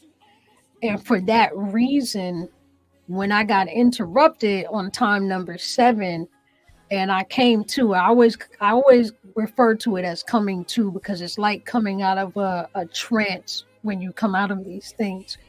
Hmm. I knew then that I never wanted to do that again, because for me, even though I've been shot at, I've been stabbed, the sleeping pills, multiple car accidents, uh, medical malpractice that I've faced in the hospital 2 different times in my lifetime. Doctors have told my caretakers, my mother when I was 9, and my husband when I was 27, 2 times in my life, doctors have told the person closest to me, you need to start making her funeral arrangements. She won't be leaving this hospital. That's been told to me twice in my life. Jesus. But no matter what, of all those other situations that happened to me, this number 7 was the closest I ever got to death. I could feel it. I knew that, like, you're there right now. And I felt like, if you do this again, God won't save you again. So you really better think about this. Like, you're there. He's not going to save you again. And that's what really caused me to wake up, because at this time I have 7 beautiful children, and I've done a lot of won radio awards, and I've written award-winning books and poetry, like, and I had done so much. And it's Yeah. like, why can't you pull it together? It's like you have all the pieces here. What is wrong? Why isn't everything clicking? And that's when I came to the revelation that I want to leave people with, is that being suicidal is not a behavior. It is not a behavior. It is a nature, a mindset, and a lifestyle. Being suicidal is not a behavior. It is a nature, a mindset, and a lifestyle. It is living in a way that brings death. It is living in a way that brings death to your hopes, to your dreams, to your purpose, and to your joy. And so Yes. when somebody gets to the point of committing acts of self harm or executing on that act that will be fatal for them or potentially fatal, they've been living a suicidal lifestyle long before then. They've been thinking Yes. with that mindset, they've been existing within that nature, and they've been living that lifestyle long before then. And it wasn't until, and the revelation that I got coming out of that was that I was always suicidal, even when I wasn't. Catch that. I was Yes. Wow. always suicidal, even when I wasn't. And part of the problem was is that I was always connecting it back to a trigger. It was poverty, it was sickness, it was my husband doesn't love me, it's nobody will pick me. It's I was always connecting it back to a trigger and not understanding that you can't trigger something that's not there, right? Because Good point. all the things that I was dealing with, yes, it was very sad, very traumatic, boo hoo, give me a big old violin and let's cry a river of tears. But there are lots of people that go through traumatic things, and Right. suicide is not something that they ever think about. And so I Right. can't I can't blame a person or a situation for me wanting to end my life, because you can't trigger something if that's not there. You can't pull a trigger on a gun that you don't have. And that was the big revelation that helped me so much. I was always suicidal, even when I wasn't, because it's a mindset, a nature, and a lifestyle. And that's what God began to deal with me with. You got to change your mindset. You need to change your nature. There's something that needs to change at your core. This is not about isolated triggers, because there will always be a trigger as long as this lives inside of you, as long as you keep living inside of it, shall I say. And that's what I had to begin to work on, changing my Wow. nature, changing my mindset, so that there would be nothing to trigger, right? Because life is going to be sad sometimes. You can't escape that. Life is going to be sad, it's going to be painful, it's going to be traumatic. People are going to Yes. betray you, people are going to die, people are That's going to right. get sick. You might be the one to get sick. You might lose everything. You get in a car accident, lose your job. I mean, come on, any list of tragedies. Life is going to hurt. That's right. What are you going to do to make sure that that hurt doesn't become the end of you? That's Yes. your responsibility to maximize and capitalize on that pain. And he gave me this whole mantra. There was something that God said to me that was so powerful. And it's funny, he said it to me before I tried to commit suicide the last time, but I didn't catch it. He planted the seed, but I didn't get it until after he brought me out of that last suicide attempt. But what he said to me is, I was sitting in my car crying one day. This was probably about a month before this last attempt. And I was just crying. And I was just always crying. Like that was just my daily life, just sad all the time crying. And he said to me, he said, daughter, he was like, you're a wealthy woman. And I was like, what? And I'm like poor at that time. I had no money. And he said, you're a wealthy woman. And I'm like, what do you mean? And he said, don't you understand? He said, your tears are currency. He said, your tears Amen. Ooh, are currency.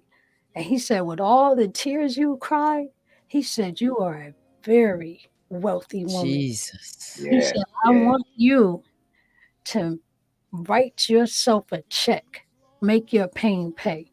He gave me this phrase. He said, Oh, wow. make your pain pay. He said, you're very Yes. wealthy. And I didn't understand it at the time. I didn't catch it at the time. And so, that sadness still overtook me. But when I came out of that last suicidal depression, that phrase kept ringing over and over. Your tears are currency. You're wealthy. You're rich. Make your pain pay. And I've been focused on that for 5 years now. I have it written on I have a little chalkboard in here. It's right up there above my head, and it says it right on there. Make my pain pay. I see it every time I come in here. That's awesome. That's powerful. That's Yes. powerful. I like that. Make my pain pay. I like that. Sola, you've said so many powerful nuggets you've given us tonight. In your story. I'm just blown, because this what you experienced would have taken most people out. Really. That's a lot. And I wonder sometimes, because I was going to ask you that, did you ever get close to where you felt like, you know what? I think I did die. Did you ever get there and then you came back? Because sometimes I believe that people who attempt suicide, they do go to that other side, but God allows them to come back. Do you feel like that was you on any one of those 7 occasions? Um, no, I don't feel like I actually ever. That was kind of like a hard question for me, because I do travel spiritually a lot. Like, already just travel in the spirit and Yeah. seeing the spirit. So it wouldn't have really been necessary for me to do that under those circumstances. Yeah, no, that wasn't a thing for me. Wow. Pastor, do you think that because I know this has been one of those questions that everybody wants to know. If you kill yourself, will God accept you into heaven? What Mm. is the biblical perspective on that as far as suicide The with biblical God? the biblical perspective is no murderers will enter in. So this is why they've taught us for years to commit suicide or to take your own life is the same. And so that is something that I tell everyone to be with. That's why the devil tries so hard. If you remember When Moses was coming on the scene, Satan tried the same thing to stop him before he got started. He did the same thing with Joseph, same thing with David, and all the way to Jesus. He did everything he could to stop their life because of Wow. the greatness that The awaited them. greatness. So, yes, and this is what I'm looking at tonight here with her. Yes. He Yes. did that every, she say, 4 or 5 years. Yeah, because she studied every time she survived, she's getting greater and greater and greater, and it's about Mm, to come or mm. manifest. So the Wow. best thing, Satan cannot change God's plan. That's So right. what he tries to do is get us to forfeit or to stop ourselves. That's why he wanted her to do it. He knew he couldn't take her out. He already knew that. He So he knew it. tell you, he said, well, you take yourself out. Then he stands up to God and say, hey, I didn't do I nothing. didn't do She it. did that. Uh-huh. And Yeah. so it's Wow. good to me when you listen to her story, listen to both Mhm. sides, the pain, the part that hurt her, then listen to the other part. While she had pain, she still had victory. God never let that happen. Those angels were on their job. They stopped her every time. When she Every was time. telling you about the car, they opened the door. All of this. I mean, God really loved this girl a He lot. really And does. the That's devil what I got, hear all night. yeah, Love. the whole Yeah. story is talking about that. And the Yeah. devil got mad because he could not touch her. God gave him permission to Yes. try her, but he could not take her out. So that is a Mm-mm. victory that from now to the day that God send you your kingdom Uber to come home, you don't have to ride no. He'll send you swing low, sweet cherry. He'll send you your ride.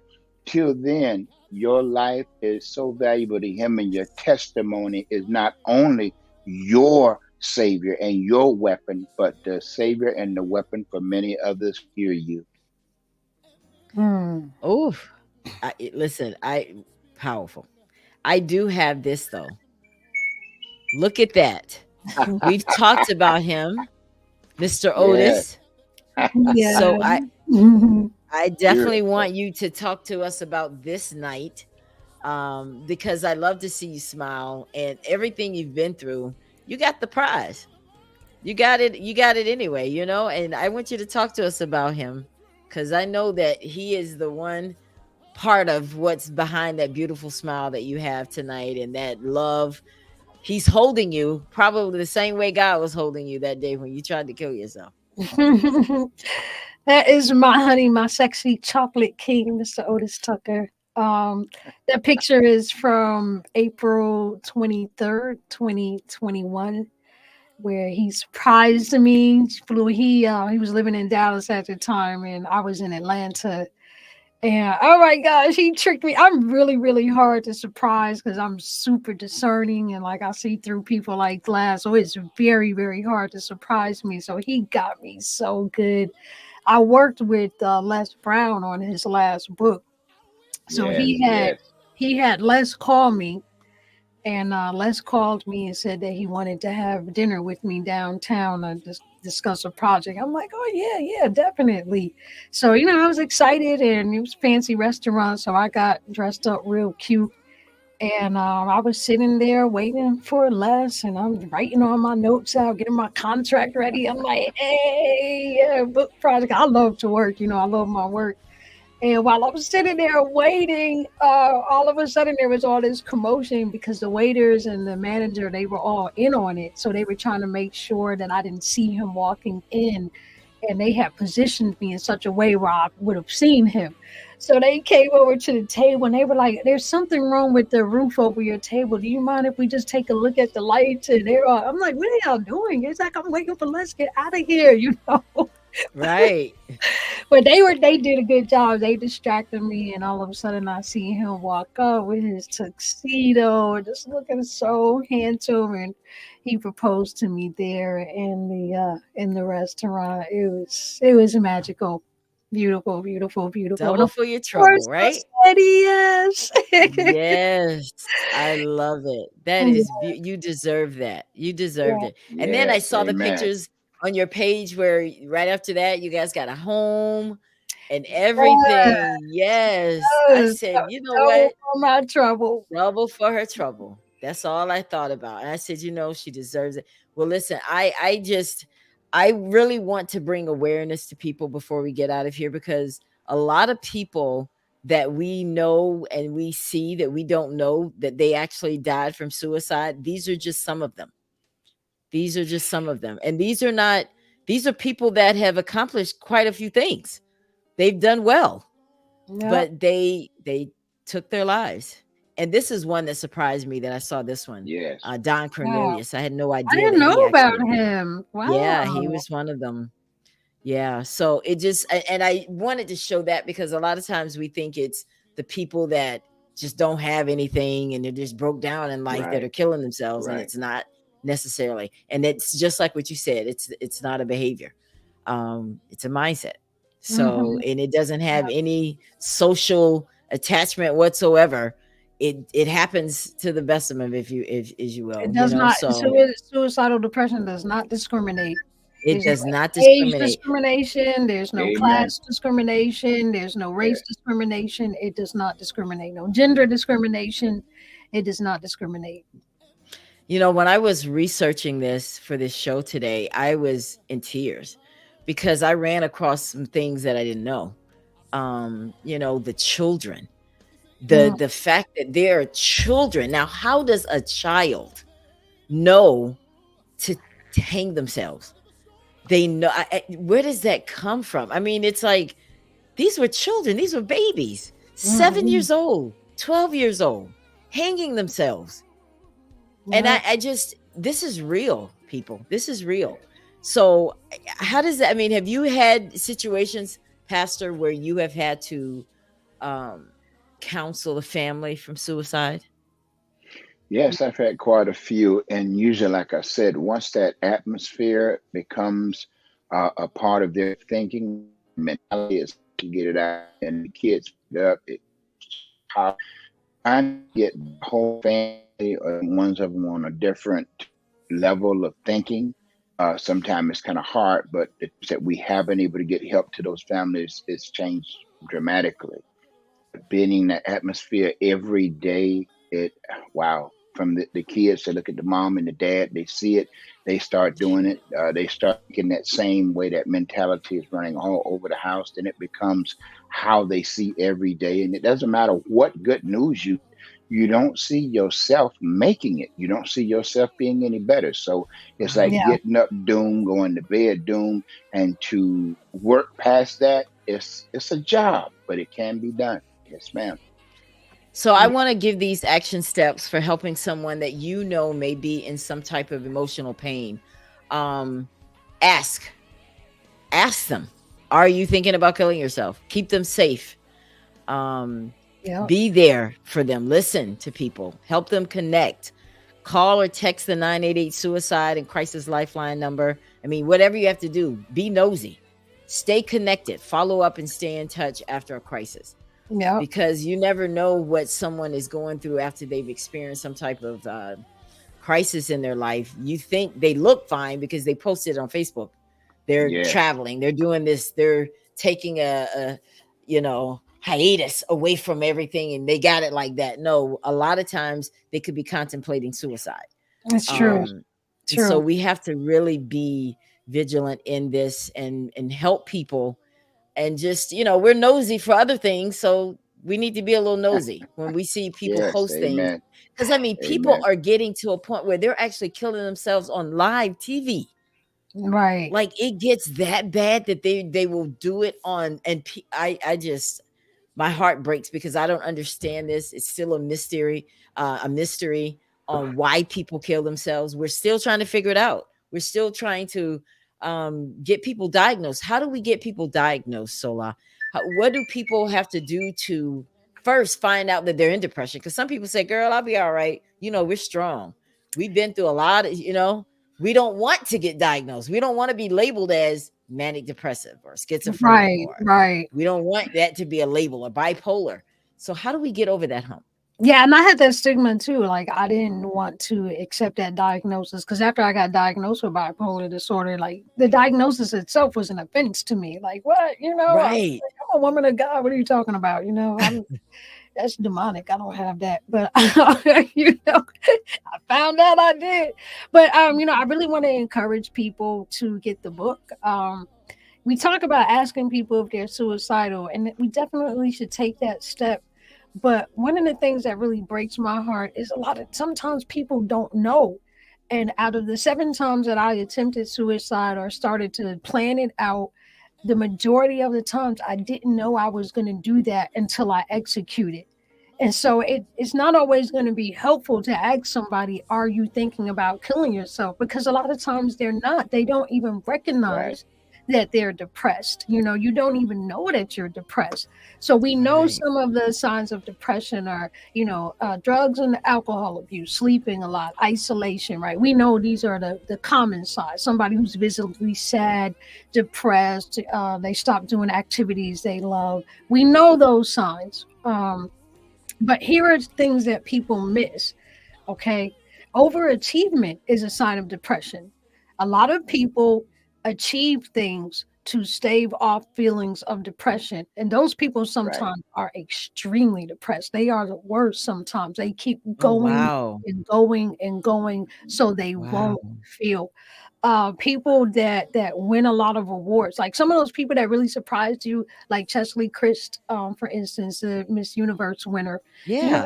That's shocking to people. It wasn't shocking to me because a lot of times when people are depressed, they strive to win those awards. They're seeking validation, but it's like a Right. hole Right. with buckets in it. They never get full. Wow. No matter how many awards or achievements or good things that you do, you still feel empty. So you're always going for that next achievement, that next award. So if you're the type of person that feels like you have to constantly be achieving something to feel good about yourself, that is a sign of undetected depression, like Oh, hidden wow. Yes. suicidal depression. I Yes. need you to know that. Like if you're going, going, going all the time, but you're doing productive things.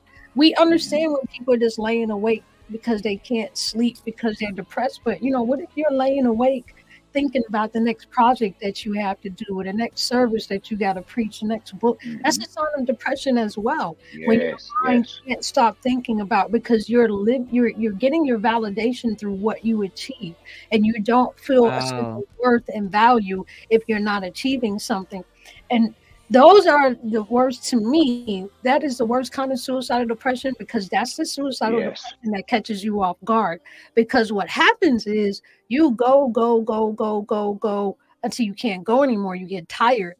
And all of a Hmm. sudden now, this depression that you've been trying to outrun that you're not even aware at, as soon as you stop, there's a scripture in the Bible that says sin is crouching at the door waiting to pounce on. Yes. Yes. Yes. So as soon as you Jesus. stop, you've been running, running, running. It can't catch up with you. This depression can't Hmm. catch up with you. But as soon as you stop, it's like, oh, great, now I got you.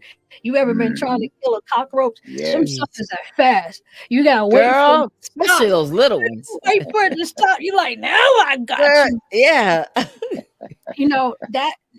That depression is waiting for you to stop, and as soon as you stop, it pounces on you. And Wow. because you weren't aware that you were that depressed, you weren't looking for it, you didn't have any kind of plan in place, it gets you. And these are the Chesley Chris jumped off of the balcony of her luxury apartment. I wasn't Jeez. there. I don't know the story, but from what I know about suicidal depression, I could almost guarantee you she didn't plan to do that. It was spontaneous. She was overwhelmed, she was tired, and she instantly just suddenly said, I had enough. That wasn't planned. A woman See, doesn't, women don't kill themselves that way. That wasn't planned. yeah. Ashley got overtaken all of a sudden because she suddenly had to stop. She was an overachiever. And, God rest her Jesus. soul. I don't mean any disrespect if her family is listening or anything. But I want people to understand those common signs that we look for can be very misleading. Those are Yes. not the only signs to look for. And so it's really important to have some kind of one of my sons has asthma. He has severe asthma and he's been in ICU 7 times for asthma. And so a really important part of asthma treatment is what they call an action plan. What do you do if an asthma attack is coming on? How do you treat it? What is it Right. level yellow? What's level orange? What's level red? And so when you suffer from depression, you need to first be aware of it, and then you need to have an action plan in place. And I've had some very sad times since I tried to, my last suicide attempt in 2017. It's not like it hasn't come back, but the keen awareness that I have now of Hmm. how depressed I can get. Like I don't play with this thing. Even when I talked about now, my 5 year cycle is coming around again. And you guys are like, no, we decree that's not going to happen again. I appreciate that, but I don't look at it that way. I see myself as, they talk about a recovering alcoholic. You're never not an alcoholic anymore. You're always a recovering alcoholic. Hmm. When you've attempted suicide multiple times or been thinking about it for a number of years, I don't think you should ever look at that as like, oh, I'll never be suicidal again. No, you're a That's true. recovering suicidal. Yeah, I You always agree. Yes. I vigilant agree. and aware that at Yeah. any point in time that could come Yep. back on you. Yep. I I have an agree. action plan. I always have an action plan. I'm keenly aware of my emotions, my activities when I start doing too much, if I'm not sleeping, if I Come start to Florida. There's one thing you can do. Come to hey, Florida and I, find I, me. I guarantee you. I will We'll come. I hang will out. come. But I really pay attention to myself. Yeah. And if I see those signs starting to kick in, I try to catch it when it's at, level yellow. If I get to orange, I kick into the next stage of my action plan. And if I get to level red, no matter how, embarrassing it might seem or whatever, I want to live. So I'm going to reach out to somebody. That's one thing There I you do go. not do anymore. I do not isolate. If I feel like I'm getting to that point where I'm starting to feel overwhelmed enough where it just feels like, I don't know if I want to be here anymore. I'm going to tell somebody. And whatever they think about it is what they think. But that's just something I'm not going to do anymore. So please pay attention. I mean, it's so important to get the book Get because the book. these are things that I explained that I don't think you're going to hear from a doctor. You're not going to hear it in a mental institution because this is just another level and a different way to look at suicidal depression that people don't normally think of it. I wanted to just read this one quote out of chapter 15 when I was thinking about when I was planning this last suicide out. It said, I laid in my office for hours, remembering my previous failed attempts and trying to figure out when, where, and how I was going to kill myself effectively. And then I say, or euthanize myself, shall I say. Suicide didn't feel like murder to me. It didn't even feel like death. It felt like rest. It felt like the kindest thing that I could do for myself when I'd lost all hope of ever having any emotional quality of life. It was a mercy Mhm. killing. Oh, wow. And euthanization is a term that's used it's a veterinary term when we put Right. animals down when we Yeah. feel like it's not possible for them to have any quality of life because they have some type of Mhm. injury that will prevent them from having a quality of life. We want to cut their suffering short. And I don't think that the majority, I can't speak for everyone, but I don't think the majority of people that commit suicide are committing murder. I don't even think that it's seen that way. To them, it's a euthanization. I'm going to cut this suffering short. It's a Sure. mercy killing Mhm. because there Wow. is no potential. We've done an evaluation and there is zero potential or very little probability of any quality of life. So we're Right. going to end this suffering. And when you start to feel like, even if you're having fleeting thoughts of death being a kinder option than continuing to live, you're there. You are there. That is the time to dial 988, get some Yes. resources, find out where you can get some counseling, get Yes. into a support group. I love what Apostle Cash said, getting into a different environment, a different group of Yes. people. I think it's also really important to understand that you cannot medicate away the consequences of bad decisions. Amen. I'm gonna let that Amen. let me let that Let sink that one marinate. That in. was good. Say it again though. That was good. You cannot medicate Yeah. away the consequences of bad Bad decisions. decisions. And part Yes. of me coming out of that suicidal, remember, I said that it was, do you remember, Ella? What did I say? I said being suicidal is not a behavior. It's a what? Do you remember the three words? Mindset. Okay, it It's a was three mind. words. It's Okay, now she's giving me a test. I'm Okay, I'm not, gonna I'm finish. not. How about I you? know mindset is one of them. Okay, you got the other two words, Apostle? No, I I had take them that. out. It's okay. But it's really important. I'm repeating it because I want people to remember. It's very, That's very right. important. Yes, please do. It's a Yes, it's a mindset, a nature, and a lifestyle. Okay. yes, Those are the three components to being suicidal. It's not a behavior. It's not an emotion. uh, Suicide is not a negative emotion. It is a whole paradigm of the way yes, you yes, process yes, life. It is a nature that you exist in. When something yes. is your nature, it operates autonomously, meaning that you don't have to think about it. It's operating in your subconscious. So when you Right. say Yes, that's something is a true. nature, you're not Yeah. making choices. Okay, you're operating out of instinct, right? That's why I said it's a nature. So a mindset has to do with the way you process thoughts. A nature is how you move when you're not even thinking about it. And then the Exactly. lifestyle is just the choices that you make when you're living in a way that brings death. All right. So Right. being suicidal is a mindset, it's a nature, and it's a lifestyle. And so it's really, really important to understand that and to address all of those different components, right? So I was going somewhere with that. I thought I lost my train of thought. But anyway, I just want to leave people with that and, to help them understand that they have to dissect those components. Oh, that's what I was about to say. Thank you. Thank you, Holy Spirit. I always remember my point. But the point was that you cannot medicate away the consequences of bad decisions, and that's dealing with the nature and the mindset and the nature of being suicidal. Is that because it's a mindset, a nature, and a lifestyle?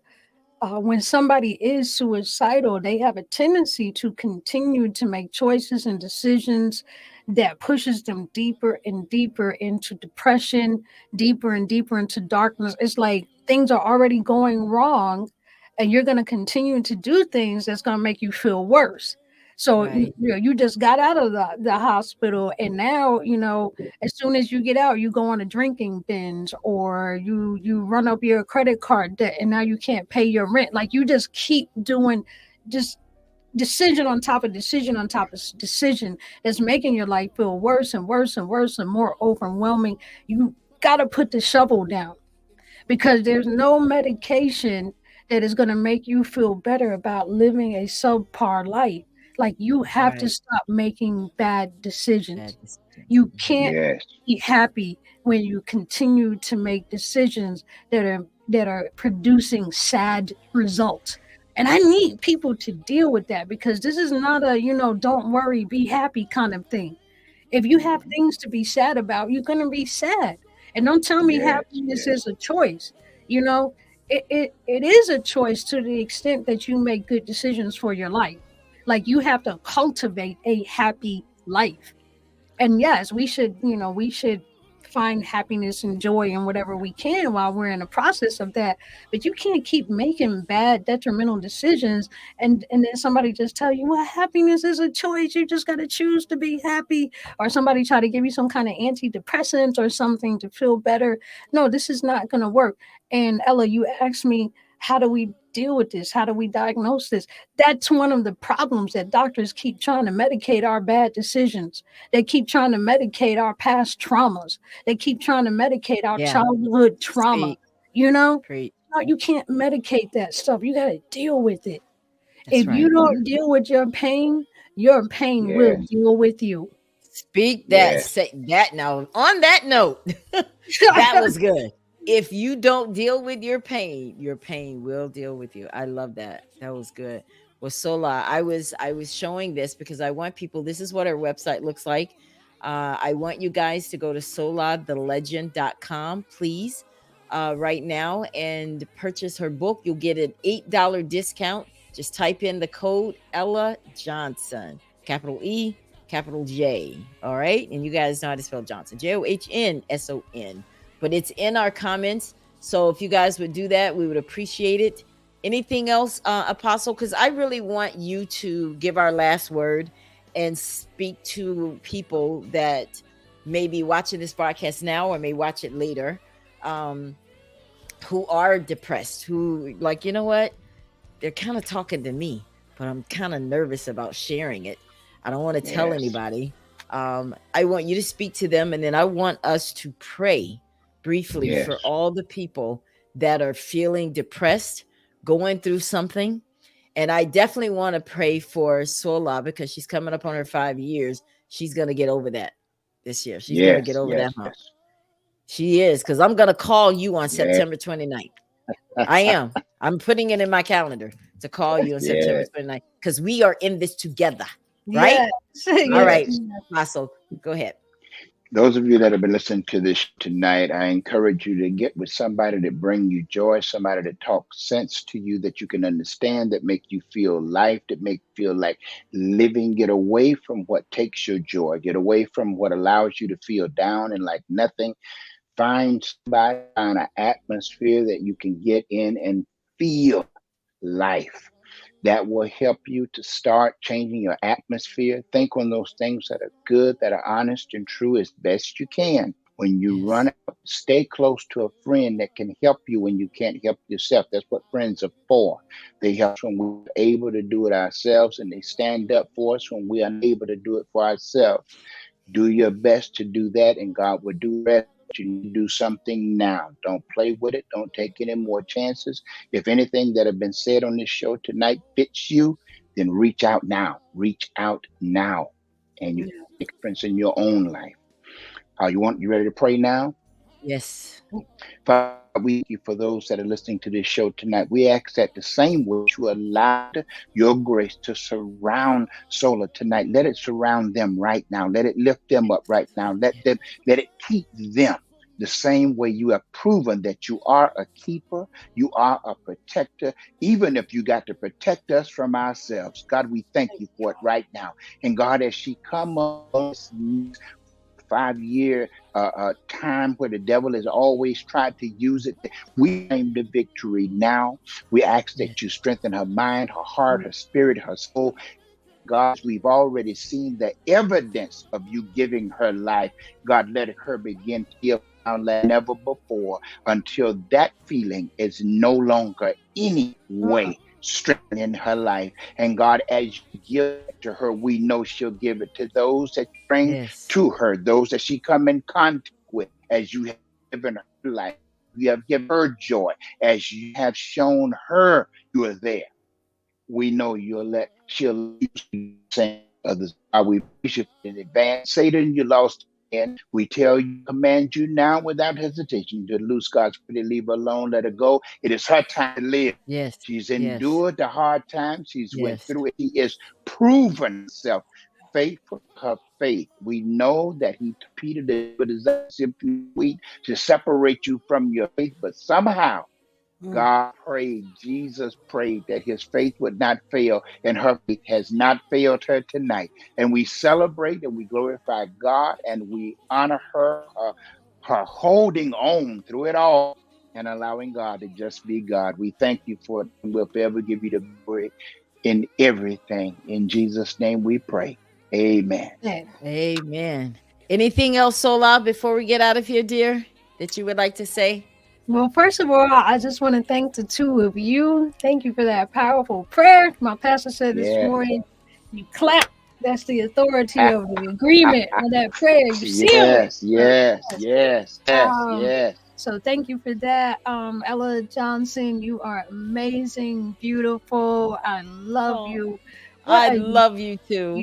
unique, amazing interview. I've never had anyone walk me through my 7 suicide attempts. So it was such a unique way to approach my testimony. So I really appreciate that and all of I guess the Yeah. glory. Always. the nuggets that you poured into me, Apostle Cass. So thank you so Yeah. much. I just want to God bless encourage you. people to follow me on social media for just Yes. ongoing, continuing encouragement. So you'll catch my interviews. I'm going to be doing some teaching out of my book. I'll be launching my podcast here Nice. shortly. So I'll be Nice. walking people through it, teaching them. All right. So if you go to my website, and if you can't remember SoulalTheLegend.com, just go to SuicidalLove.com. That's easier to Okay. remember. All right. SuicidalLove.com will get you to all of my links and everything. But just please stay connected with me because I Yes. just want to Yes. continue if you know anybody who's suicidal or people who are struggling with suicide, just reach out to me because I want to help people. And I've had people reach Yeah. out to me since I started this. There already have been some people who have been saved. A lady started going to counseling after watching one of my videos. Another lady's Nice. Yes. Awesome. daughter was suicidal. So already we're seeing some results, and I'm so happy about that. And I just Yes. wanted to say Yes. one last thing before we close out. If you are the loved one of someone who committed suicide, please know that that was not your fault.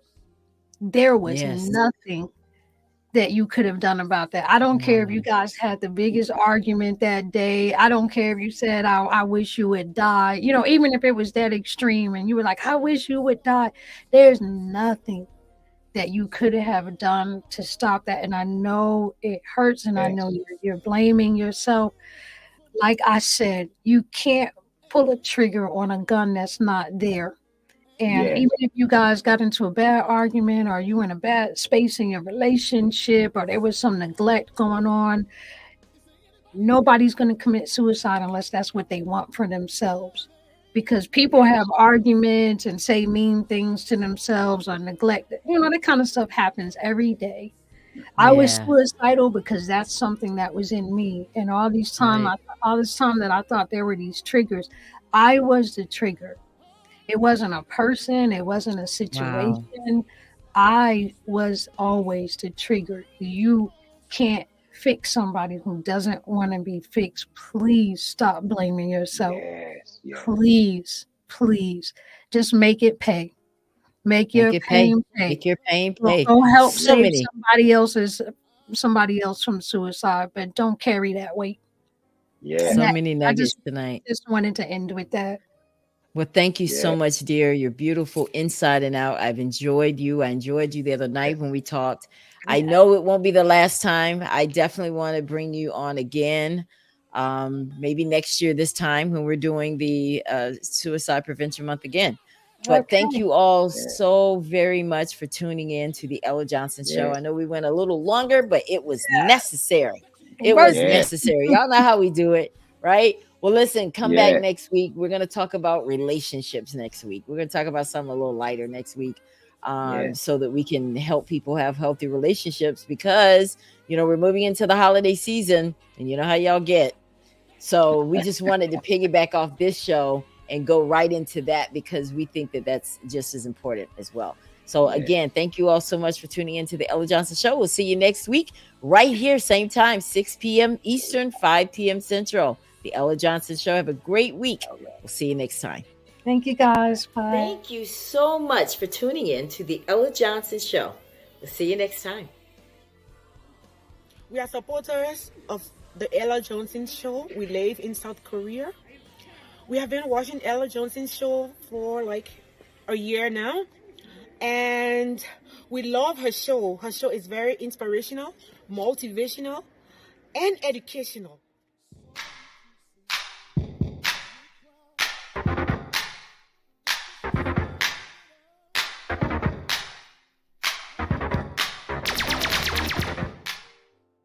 If you would like to be a guest on the Ella Johnson Show, send an email to theellajohnsonshow@gmail.com or send a text message to 407-334-6997.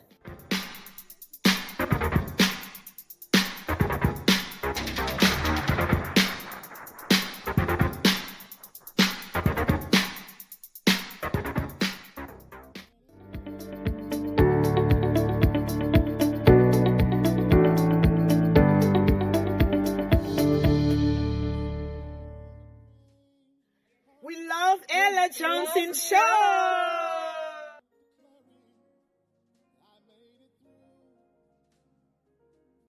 Listen, we are here, Suicidal